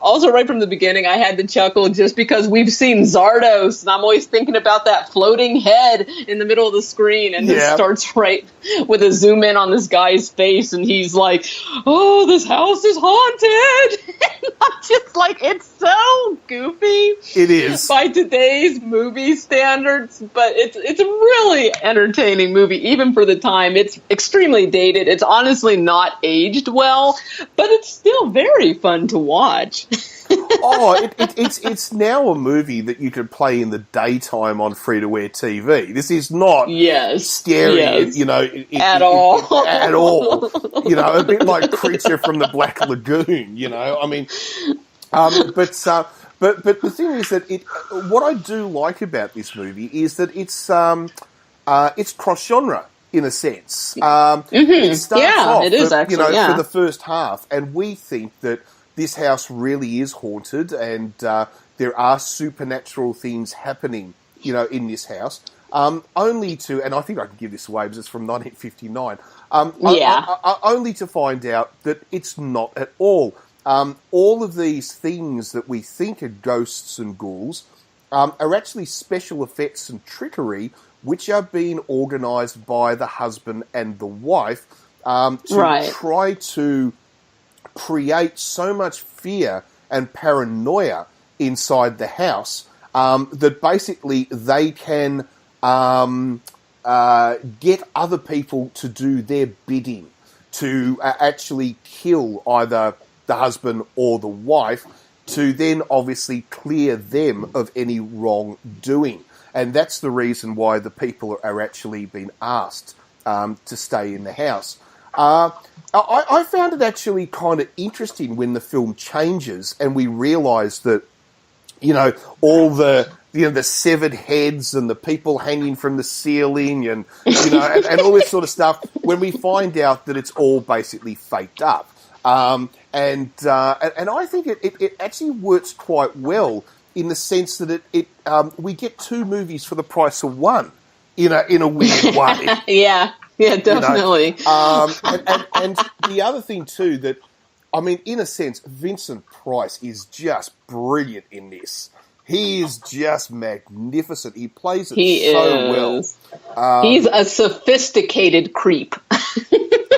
Yes. He does it so well, and the continual taunting between he and his wife. Is done so well, and of course we will then get to learn that they are trying to kill each other. I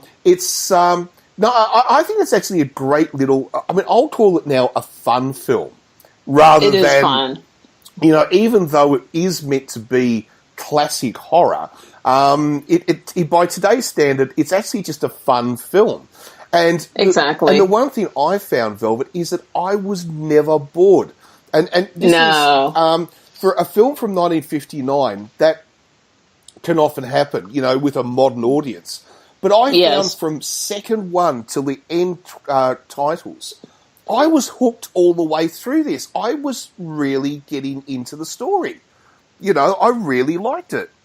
Yeah, the pacing on this is very good, especially for this type of film from 1959. It's not overloaded with dialogue. It's not confusing. It's not boring. And as you mentioned, it is actually cross-genre because you think you're getting a haunting movie, and then it turns into this murder mystery.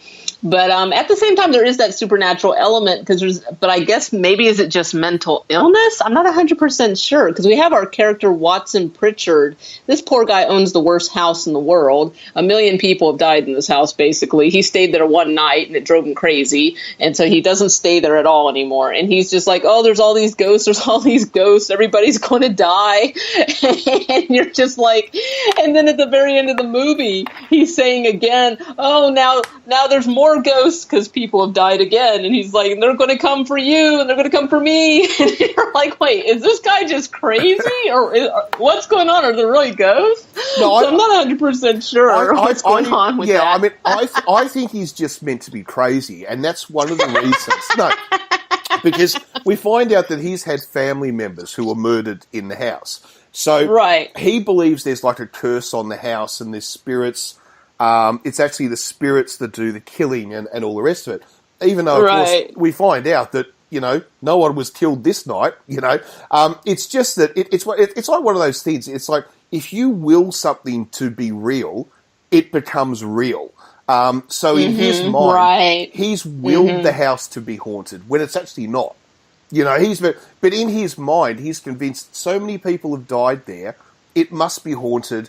And so it must be the ghosts who are actually doing the killing. So he's a perfect guest to have stayed. Because he's to help add to the hysteria. Exactly right. Yeah, okay. He chooses a woman to come and stay who he knows will get very emotionally upset if they try to scare her enough.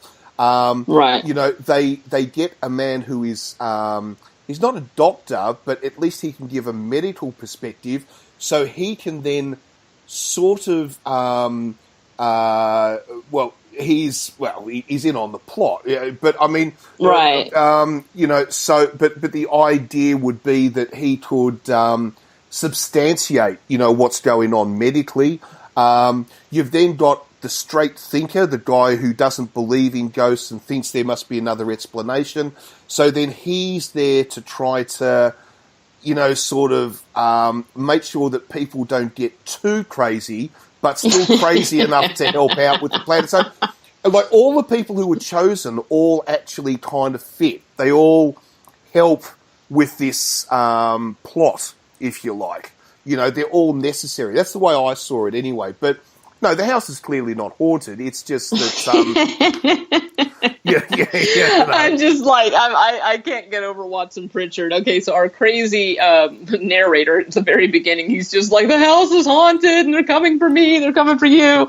He's actually really fucking creepy at the very beginning when they have him zoomed in on his face. And then at the very end of the movie, they do it again. They zoom in on his face and he starts saying that shit again. He is so whacked out that he actually creeped me out a little bit. I'm like, okay, the movie's not scary, but this dude's freaky. I'm like, this dude's really freaky. Like, wow, he really believes this shit. So actually really good acting because the acting style of this film is so 1959. It's just they have this one woman that's all upset. It got to the point where she was literally screaming at everything. There's a scene where all of a sudden an organ is playing by itself and she stands there and watches the organ play. Then all of a sudden she just starts screaming. Yes. Like I got to the point where I was like, this poor woman's just anything's making her scream now. The relationship between Vincent Price and his wife, not his real life wife, his wife in this movie, Frederick Loren and Annabelle Loren, it's such a weird, twisted relationship because we find out that Vincent Price's character has been married, 4 times? And this is his 4th wife, and the first three wives have all disappeared mysteriously, and it's already very clear to the audience that Vincent Price and this wife cannot stand each other. And and he's even very aware that she has tried to kill him. She tried to poison him. Somehow that failed. And he even says to her, if I give you $1 million, will you go away? And she won't, because she wants it all. She wants all his money, all the riches. You're just like, wow, what the fuck is wrong with this couple? They like hate each other to the point that they will literally kill each other. Like, it's just amazing. And the dialogue between them, like, there's another great line where Vincent Price says to his wife, "Don't let the ghosts and the ghouls disturb you, love." And she says, "Darling, the only ghoul in the house is you." Yeah. So I'm like, wow. I'm like, wow, there is like no love between these two. How the hell did they ever get married? Well, you get the impression that, I mean, he's meant to be a millionaire. Like, he's meant to be very, Right. very wealthy. So he's meant to be a Right. highly successful businessman. And you get the impression that he keeps marrying, it's a horrible term, but the trophy wife. Yeah. The younger, very, very attractive, basically was probably a model before she got married. Right. And she marries, this guy for the money, basically. And that's sort of the impression that you get. That she's just the fourth of a list. And the problem is that, like all of these marriages, they're shams because, the man is marrying the woman for her looks to be a trophy, and the Right. woman is marrying him for the financial reward they get out of it. It's an arranged marriage in a sense, and Right. and so they're going to, in most cases, go wrong. And of course, this marriage has gone wrong, and this is his fourth attempt because he keeps marrying trophy wives. So that's the impression I got from it all, anyway. But they hate each other so fucking Yeah, I much. know. And I'm like, my God. Because I mean, like, okay, I can understand, okay, maybe you marry each other and you don't love each other, but God, that you hate each other to the point that you want to kill each other? It's like, Yes. Jesus. Well, it is Vincent Price, remember? I mean, Vincent Price in a movie is not going to go to a divorce lawyer. Vincent Price is going to come up with a scheme to kill his wife, and you know that it's going to be the most outrageous, It is. Yes, it is. thing The it most possibly outrageous can in be. this movie.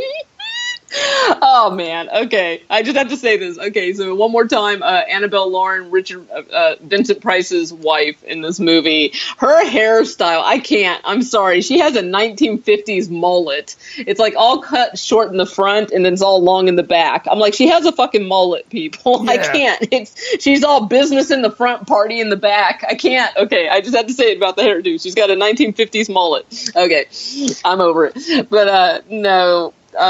Just the acting in this again it's not bad. It's not bad. It's just very 1950s. It's Yes. very everybody speaks very enunciated. See, I can't even say it now. Everyone speaks very clearly, very enunciated. Just these crazy screams at random shit. Vincent Price, there's a scene where, spoiler, his wife is dead, and he doesn't seem very upset about his wife's dead. He's just like, is she dead? Just like, geez, not a lot of I know. emotional affect there, but that's just the style of these movies at the time. There's another scene where a woman has blood, like phantom blood dripping, just drips on her hand, and she just stares at it. And I'm like, wow, I'd be pretty upset if like blood just like dripped out the ceiling and landed on my hand. I'd be like flipped out. And she's just kind of like stares at it for a while, then finally grabs kind of like a napkin and wipes it off. Okay. We have to talk about why on fucking earth does this house conveniently have basically a trap door that you can lift up kind of like a drawbridge, and underneath there is a vat of acid. Acid, I know. That is very conveniently located for committing crimes. Why does this house have that? Well, the story goes, or we get told. It's in the cellar, people. It's in Yeah. the cellar next to the wine. Yes, that's maybe it's just the wine that's corked, and they pour it. It's the off wine. They pour it into the. That's the off wine. It turns into acid. There we go. But no, we're told that the idea is meant to be that this was built by the owner and he used it to kill his wife and his lover or whatever. But here's the thing: after the murder, you think the police would have had the acid bath removed, not left in the house. Right? Okay, You know? seriously. And they even test it to show you that it's actually acid. The poor little rat gets dropped in the acid, and you're like, oh no, not a real rat, people. Yeah. But I'm just like, oh no, and it gets all fizzy, and that reminds me of a fucking toy I had in the 80s where that's exactly what it was, where they had a little skeleton, and they had this like green goop kind of like Play-Doh shit that you could like, dress the skeleton so it had flesh, and then you drop it in the acid bath, and it would fizz. Oh my god, I can't believe I had that fucking toy. I don't know what it was called. Yeah, I'm going to have to look that up. I'm sure that's worth $1 million now, but I played with it and now it's gone. So, what a great toy for children. But you can murder people in acid. Anyways. But yeah, that's what that movie reminds me of. Okay, so we have this conveniently located acid bath for some fucking reason in the cellar. Yes. That after a crime was committed by the original owner, as you mentioned, the police didn't clean up the crime scene. They go ahead and leave it. So if anybody else wants to commit a murder, they can conveniently get rid of the body. That's right. So this movie's so great. So then, there's the iconic scene. There, a skeleton rises from this acid bath, and it has a hole in the top of the skull. So I guess that's where they have the string, so they can pull the skeleton out. Oh my goodness! But the walking skeleton is something. The slowest walking skeleton ever. Has to be seen to be believed. To be believed. Yeah. It's all part of all of these tricks that both Vincent Price and his wife are trying to simultaneously pull on each other, while trying to get everybody so emotionally upset that they will then kill the other one and do the dirty work for them. Because we have heads in boxes, we have ghosts walking around, we have people being hit on the head in the dark, mysterious rooms, doors that open and close by themselves, pianos that play by themselves, and a walking skeleton. Which you guys have to see this skeleton. It's and it's literally, when we say it's the slowest walking skeleton, literally it would take it 5 minutes to walk across, well, actually longer. It would take longer than 5 minutes to walk across the room. It's like not a normal gait. It's just very, very crawlingly slow. And a woman stands in front of it and screams her head off, waiting for it to walk up to her. And the moment it touches her, she falls into this acid. I know.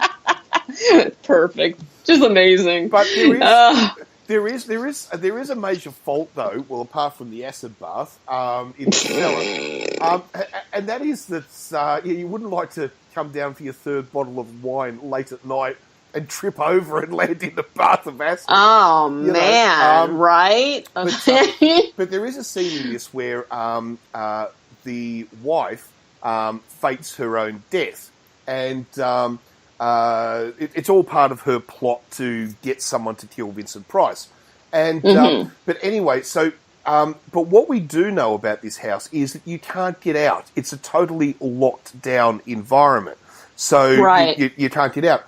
But then she appears as a ghost outside the window.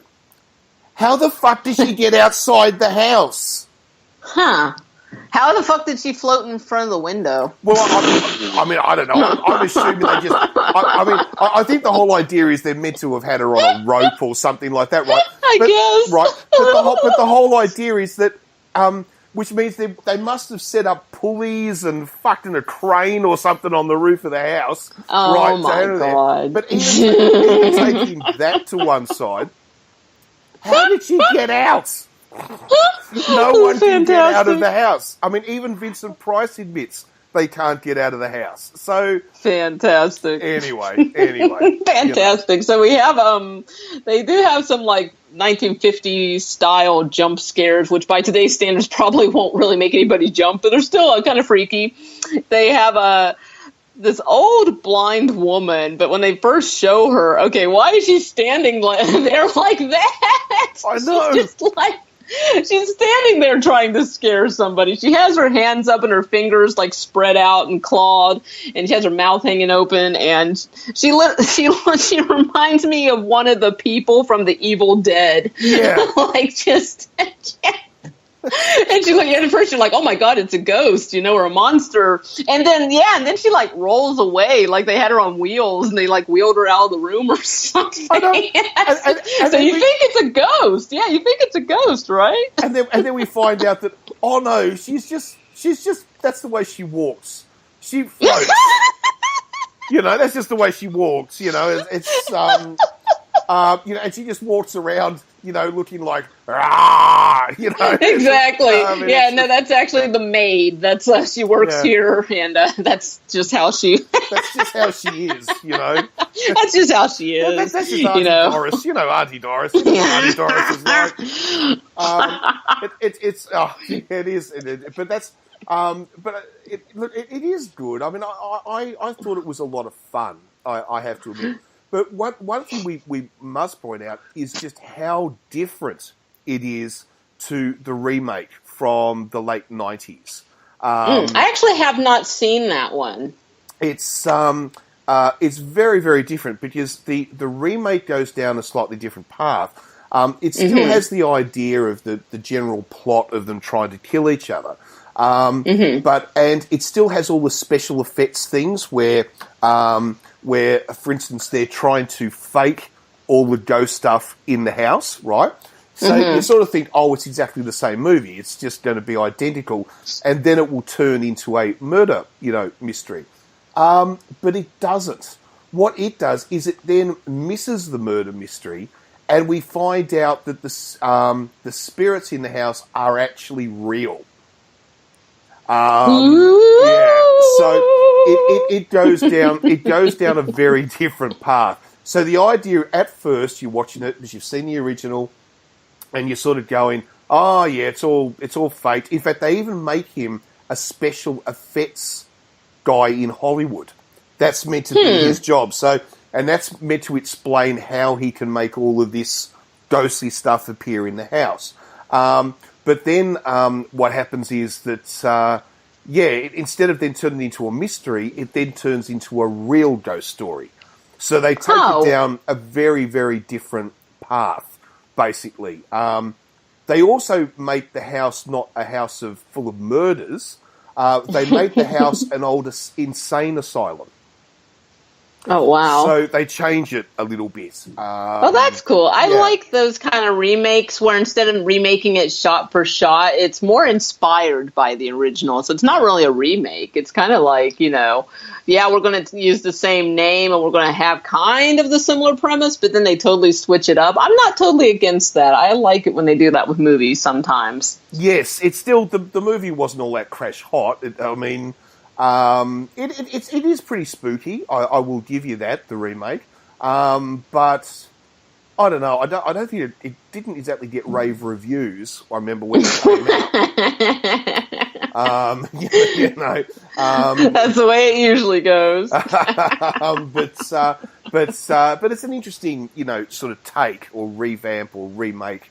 If you like the film. Yes, unlike what was the movie that we reviewed a while ago, Not of This Earth, which was a remake, which was actually that was a rip-off. Which was shot for shot exactly the same as the original. Yeah. Even some of the dialogue was just taken from the original script. But we did explain in that review there was a reason why, because it was all about a bet. It was all about a bet with Jim Wynorski and I've forgotten his name now. I've forgotten too. You had to forgive me. Anyway, and Roger Corman. A bet. Corman. There we go. I know. I couldn't believe I forgot. I was like, okay. Yeah, it was actually the movie got made as a bet between Roger Corman and Jim Wynorski. That basically Jim Wynorski bet him that he could make it for exactly the same amount of money as Roger Corman originally made it. What a bet! What a bet! Yeah, but just like 30 years later. So anyway, we're not talking about Not of This Earth, although That's really yeah, funny. that's I a love that. Just great like, film, though. they always talk about like all the eccentric bets that rich people come up with. These are the kind of fucking bets that filmmakers do. I know. bet you can't remake this movie within budget. Fucking nerds. I know. So that's the reason why it's just like, oh fuck, we'll just use the original script.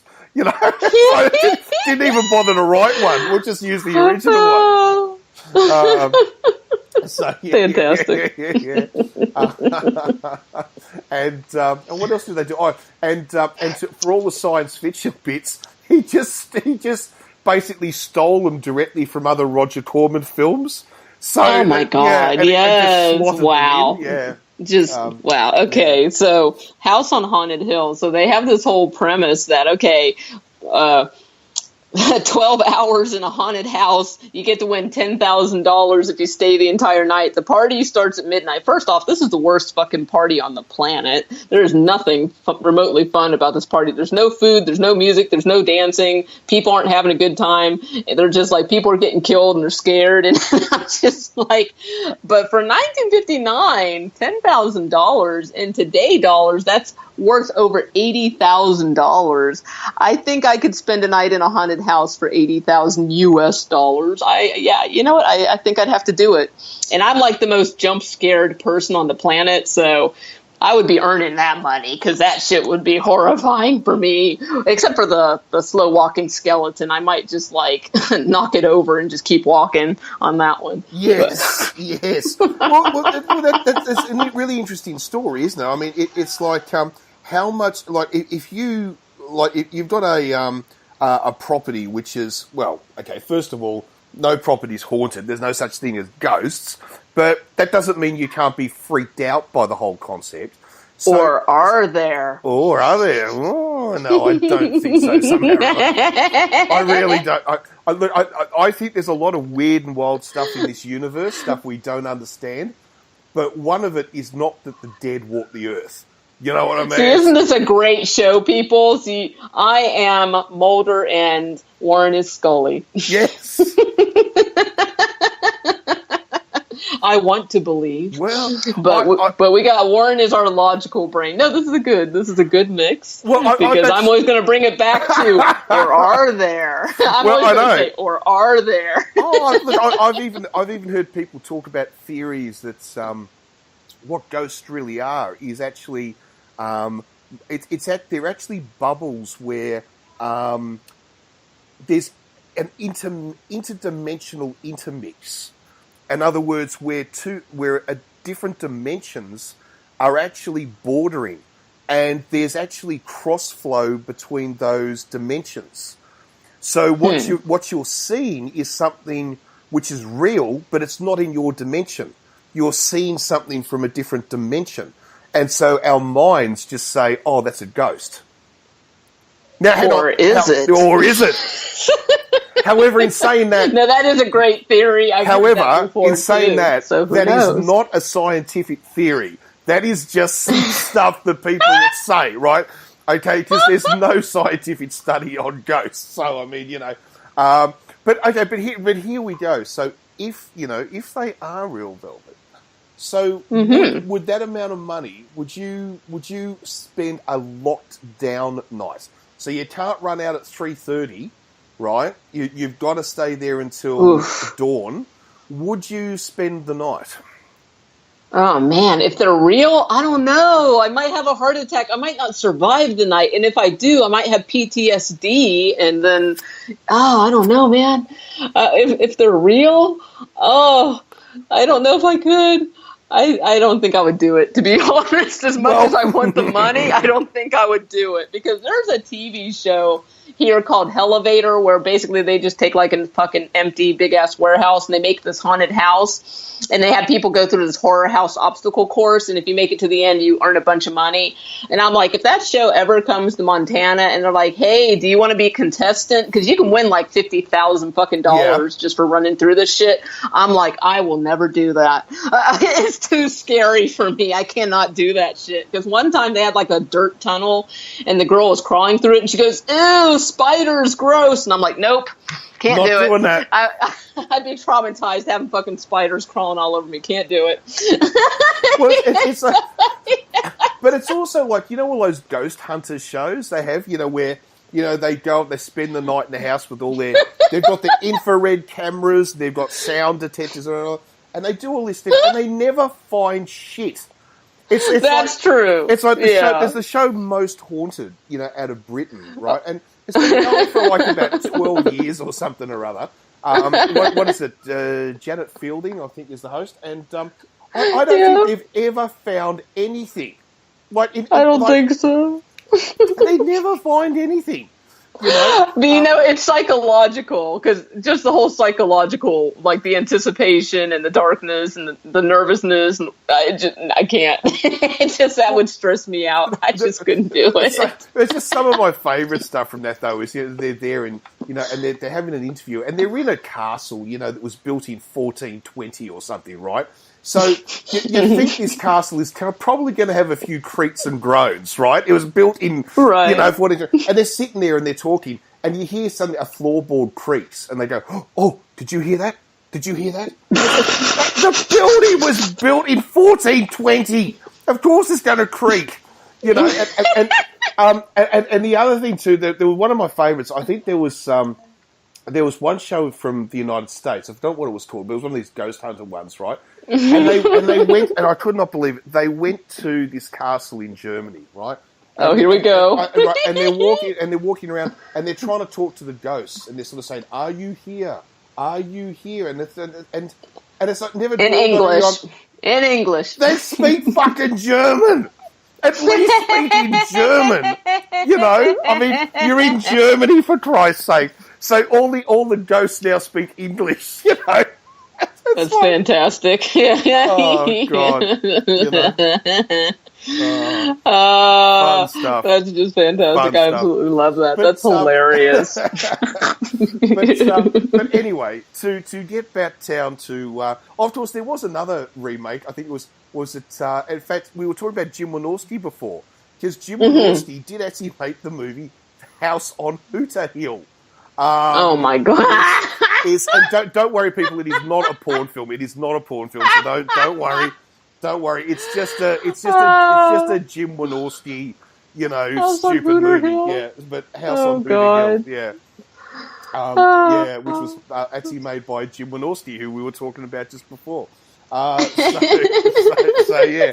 No, look, I actually really liked it. I found myself kind of quite compelled. You know, I never got bored through the whole thing.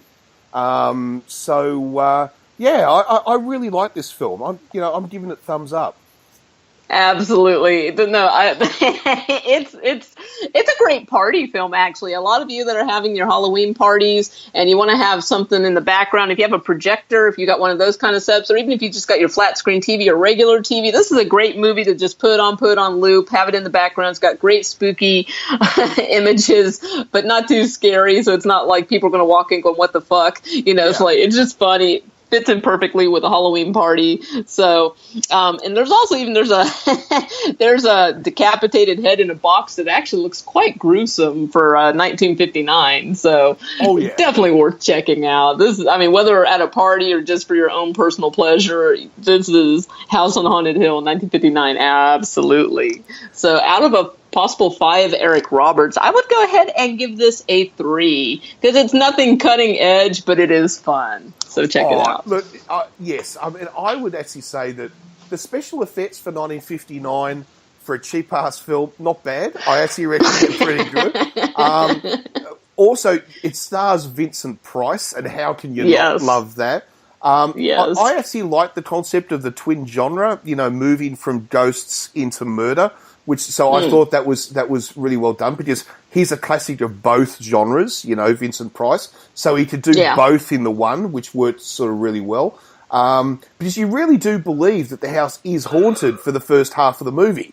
It's not until you move into the second half where you realise what's going on. I'm going to give it 4. I really liked it. I really did. Right on.